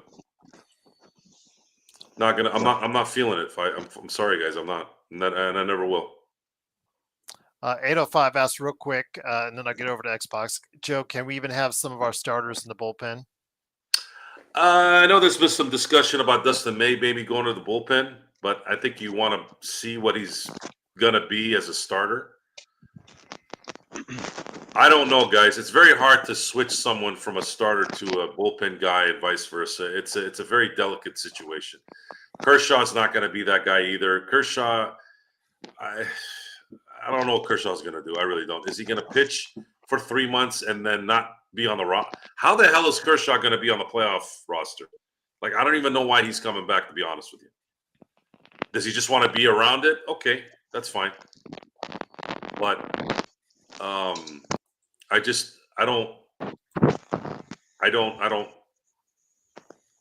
I don't really care at this point. I am in total, complete comfortability with Andrew Friedman doing what he's doing. If he feels like he needs somebody to go to the bullpen that's a starter, I'm with it.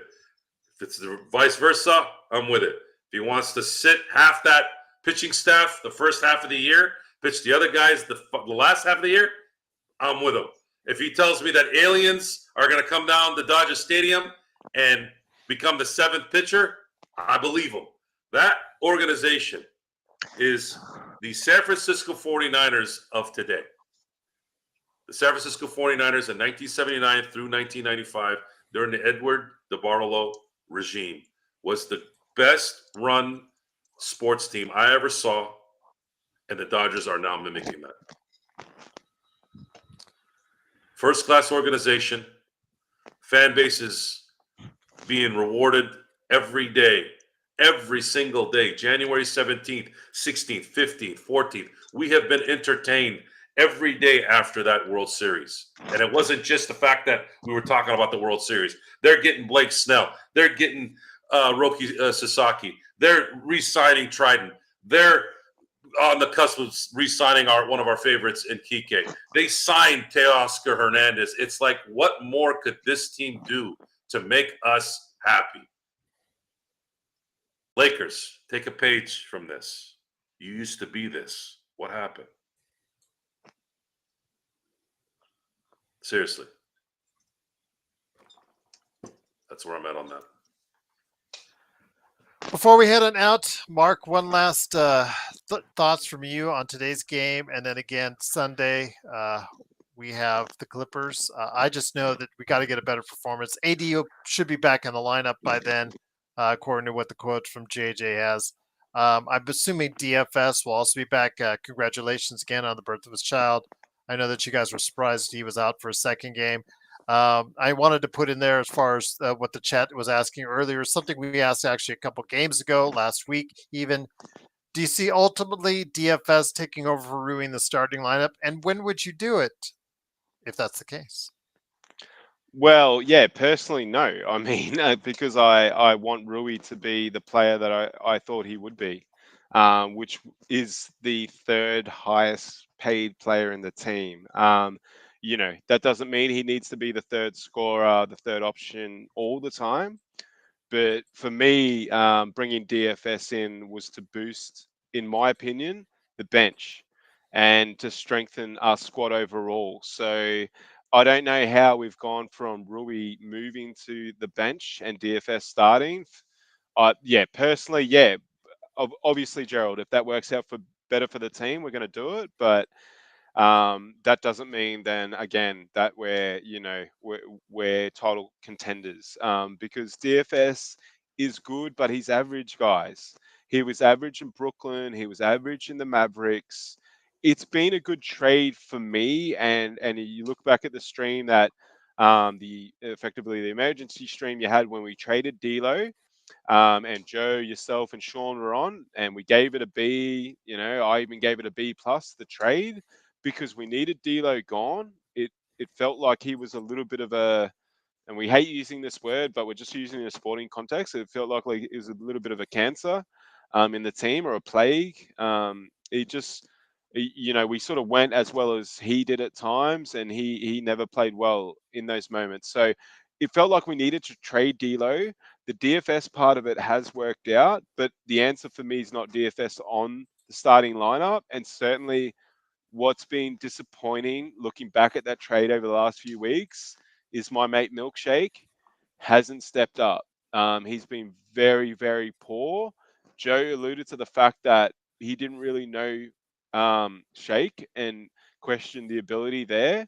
I'd seen a little bit of Shake, having a passing interest in Philly because of Ben, and just keeping an eye on them in general. And I thought he could deliver more. And yeah, Shake's done nothing. So getting back to your point there, yeah, DFS for Rui, what does that do?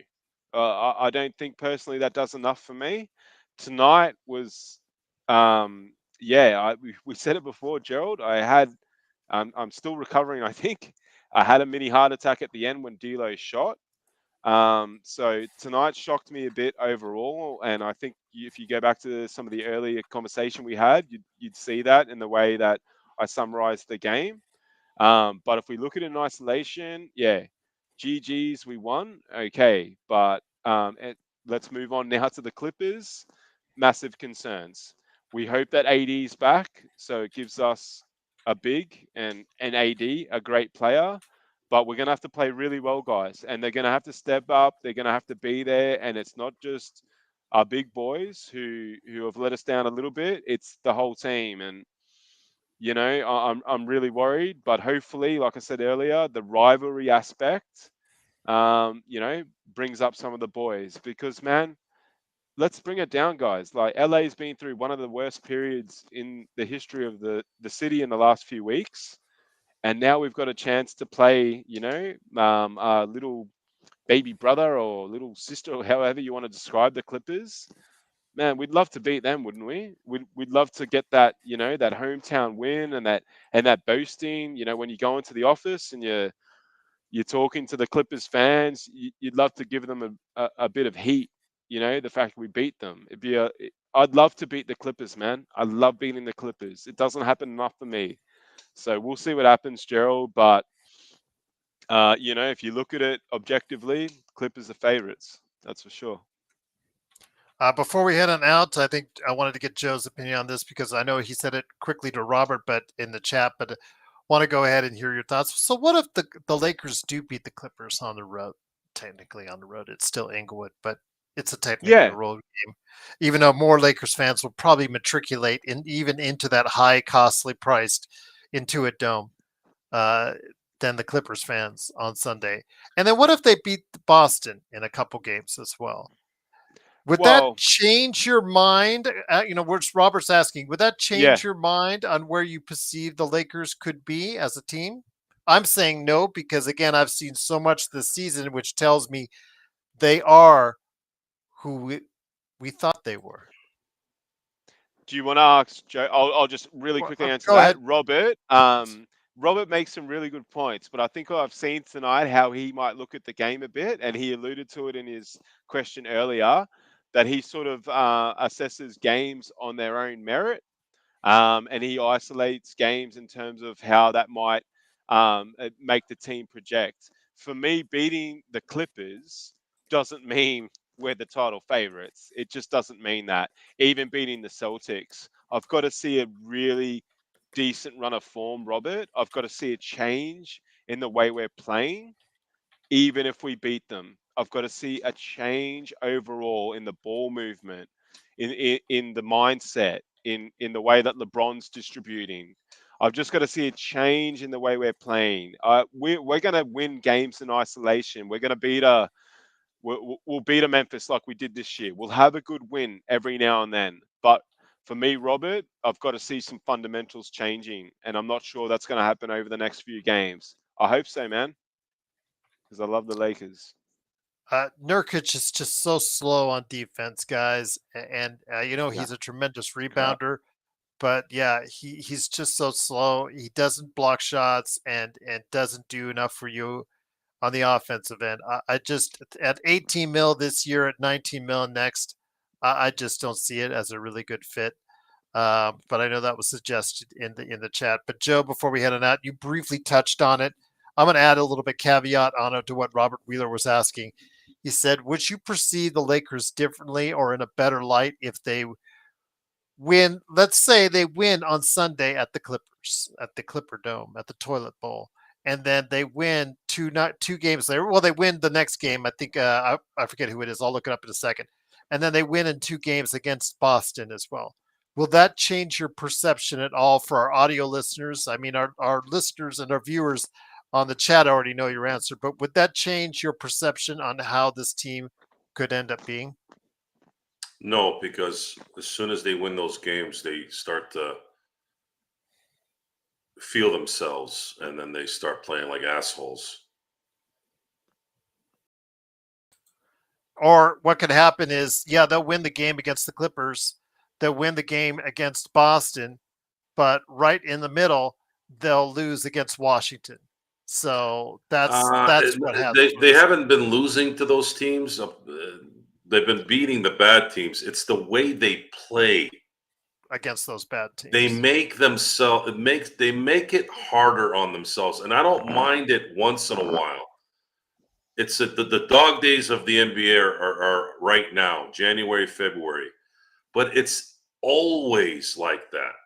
They are very lazy, a lazy team that has no business being lazy. The age, other than LeBron, everyone is young on this team. These guys should be running clinics by now, at least fundamentally. I know that their talent isn't up to snuff. We've talked about that, but fundamentally, they're just too erratic. And it's led by LeBron James. That's the leader. When he makes stupid passes, when he gets hit and he falls for 15 minutes while his teammates are covering for his ass on the other side of the court, they all learn from that and they do it themselves. I start seeing Austin Reaves do it. So that's a bad example. Well, with that, it is, of course, the Lakers winning 102-101. Tomorrow, your fix for the Lakers fast break will be the Lakerholics. I know Laker Tom will not be there, and I know that Jamie was wondering whether or not he should do the show, and I said, Michael Heinrich actually gets a chance to talk. Yeah. Got to dedicate a show for him. It. Yeah. Yeah, and Michael Heinrich usually has some good things to say, but he never gets to talk sometimes with Laker Tom there. That dude knows his basketball. Michael knows his basketball. Yes, but God bless Laker Tom. We do love Laker Tom, but he does take up a lot of airspace. But he will not be there tomorrow. But I told Jamie, you got to go ahead and make sure you bring it on for Michael, especially Michael, because he's on at 8 o'clock in the morning, his time in Hawaii. So please go ahead and do a show. So he's going to go ahead and do a show tomorrow for Lakerholics. We'll be back on Sunday. It is, of course, playback.tv/Lakers Fast Break. Hopefully Mark, hopefully Joe, hopefully John, who I hope will feel better. Man, having that stomach virus, that's nasty stuff. Mark, I don't know. That just really doesn't float very well with your name, Xbox, and you're floating out in the Nintendo Switch game. Doesn't jive very There's going to well. be Xbox games on the Switch too, so Well, I've I mean, gone early. if they get Xbox Game Pass and then they get a game on Game Pass called Corrupt, Coreupt, Well, on Game that's the Pass, focus. Yep, and they pay Joe lots of money for that, then true. and it goes on the Switch too, then we're talking, right, Well, Joe? if that happens, Then I'll we're change my talking. name to Corrupt. The, How the, about that? the goal is always to get to all platforms. That's always the goal. Okay. So Yeah. there will be. It's very, very highly likely that first it's going to likely. Well, we'll find out if Sony wants to do an exclusive, but at some point it will be on the Xbox. At some point it will be on the Switch or the new Switch, whatever. Switch And 2. yes, this is all going to happen, folks. It's just a matter of time. I would not have Yep. your developer that you're paying good money for, who's finally reaping his rewards.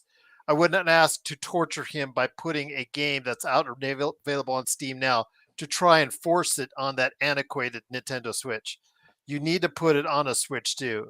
Nintendo Switch, for how great it is, how many it's sold, how great a system it is, as Mark would tell you, you cannot put a modern game and force it into a Nintendo Switch. Look at Mortal Kombat 1 and you'll have your answer there, Mark. It's just that simple. Look at that. Well, port. we had our first. That's our a first. terrible port. Is it really? Don't remind Did me, you man. see? Mark knows. $70 US. And remember, he paid for it. He probably paid for it early. And I'll tell you what, he probably popped it in there Day before one, they tried. Day one. That's the problem. Day one, it came out with some of the most horrific eyeballs Yeah, no. and facials on A any game like port Corrupt. ever. It was A hilarious. game like Corrupt would be perfect on a Switch too. It's just Joe, you've seen it with the bureaucratic tape, or however you want to describe it, with some of these big companies. It's sometimes they don't give people a chance. So the success it's having on Steam and chat, go check it out because we need to back it as much as possible. Well, I'm going to be able to test it on my PS5, guys. So you guys will find out. Wow, sick, man. Yeah. So don't worry, it's all underway.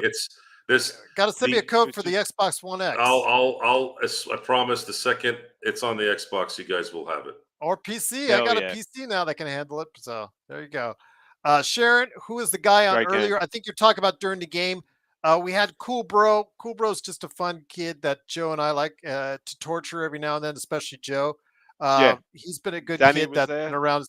Danny was there, but Cool Bro doesn't really know basketball. He's more of a Rams fan, but he is such a good sport, and we wish him the best continuously.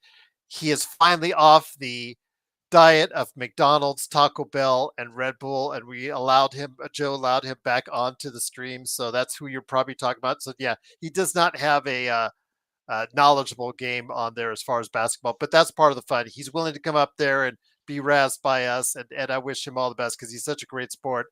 Danny, he really good kid. Be patient with him, everybody. Just please, I ask, be patient with him because he's just trying his best out there, and I think he's doing the best job he can. And I really appreciate him just being there and just wanting to come on day after day and day out. And then, of course, Laker Nick, who's just truly awesome. Joe and Mark, who's on there, and John, who gutted it out with stomach virus, and who's still he said he was at the hospital. My God, and he's watching the game with us. Yeah, he comes home, he's watching the game with us. Like absolutely. Intravenous drip whilst watching the game. Yeah, just an IV. So exactly. Shout out indeed. But I must hate her. Black hasn't surfaced. Yeah. I think because John isn't probably here on the post game. Maybe he was waiting for John. He hasn't rocked up for 2 streams now. So. Yeah, that would have made John really sick right there. So I'm glad maybe that didn't happen. But yeah, if you want to see what we're talking about, check out the other night, the post game with John on. That was classic between him and Black. And then the chat. The chat, it takes about an hour, a full day for the chat to generate. So it's up there now for the previous post game. So yes, check out the chat. First of all, Black got on John, then John got on Black, and then the rest of the chat got on Black. And it was just so fun to watch as far as how everybody was just unloading on this guy.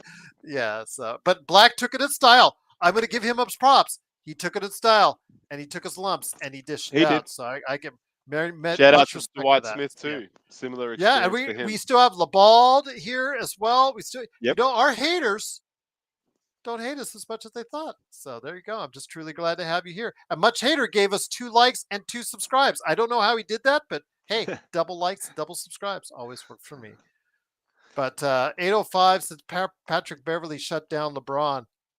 Yeah, Oh I don't man. know. Oh, Gerald, don't Yeah. start going down the Patrick Did he Beverly go on path. a podcast in I can. the Arenas Ah podcast or man. something? Yeah, yeah, That was again. Thanks, Rob, yeah. Yeah, bringing thanks, Patrick Rob, for Beverly that to one the too. club. Yeah, you traded for that Appreciate it, guy. bro. How'd that work out? Yeah, Joe was on that one day one. I will give you got to give me credit for Westbrook, but you got to give Joe for Patrick Beverly. He was on that Ah man. day one.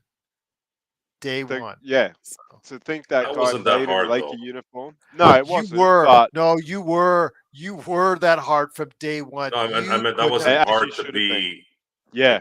against Yeah. it. Okay. Yeah. All It right. was a disgrace. Yeah.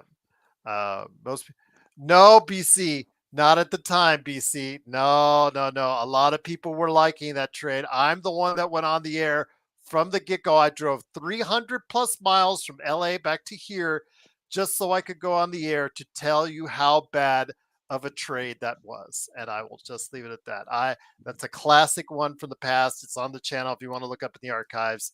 But yes, there you go indeed. But of course it is the Lakers fast break. The Lakers do win 102 to 101. I guess NFL predictions, Aaronetic. We didn't do an Inside Sports Fantasy Football this week. So, Joe, any predictions for the playoff games before we head on out? I'm going Ravens, Chiefs, Lions, Eagles. It's going chalk. Pretty Give us a much look. right there. Any I can't. outsiders there, boys? I'm saying the Ravens because I'm expecting Lamar to play really well. Okay. But if he plays like Lamar has played against pressure, which he's played a lot better this last month or so, then he'll be in trouble. I'm going all chalk as well, Xbox, just to let you know. But if there Yeah. is an upset, don't tell Cool Bro I said this. But if there is an upset, it might be the Rams. Yeah, I could see Yeah. that happening too. Sure. Okay. And if I just look at it, yeah, the line 6 points, so that's pretty close in the Rams game. But Buffalo is outsiders at home. Is that odd to you guys? Yeah, I think that is odd. Why the spread is the way it is for that one. So, not sure why that is, but yeah. Might be a I bit of mean, value there. Allen's got to. He was my MVP. He almost won me a league again this year. So I got to give it to him. Well, But before yeah, we go, is that your MVP's Josh Allen? What's yours, Joe? yeah, Josh Allen's my MVP. Lamar Jackson. But Baltimore is a favorite by 1. That one could go either which way. You're right. Buffalo could in the snow. Never know. Never know. But yes, it is, of course, the Lakers fast break. It is, of course, Joe Soro. Please support his game. That's Corrupt, Coreupt on Steam. Also, as well, of course, his company. If you need a new lawn in the Southern California area, I know there's a lot of Southern California listeners and viewers. If you are looking at just saying, forget all the grass, especially after what's happened, you want to go synthetic, you want to go to just get something that's going to last and look good, hit up Joe at Symblates with a Y.com. And then, of course, Mark, aka Xbox, if you want to read his thoughts on Ben Simmons, you got to hear his thoughts on Ben Simmons. But if you want to read his thoughts on Ben Simmons, all it takes is $2.99 to become a member today for the Lakers, and you get to read it right now. Plus, you get an advanced look at the PC multiverse I just dropped for our members ahead of time. It's not dropping on the Cosmos YouTube channel for another 12 hours or so. So there you go, indeed. But once again, it is the Lakers fast break. The guys from the Lakerholics crew will be on tomorrow. And then, of course, we'll be back Sunday. Will the Lakers do it in the toilet bowl? The Intuit Dome against the Clippers on Sunday. We'll find out, but we'll be here regardless. Good win or bad loss? We'll find out on Sunday right here at the Lakers Fast Break Podcast.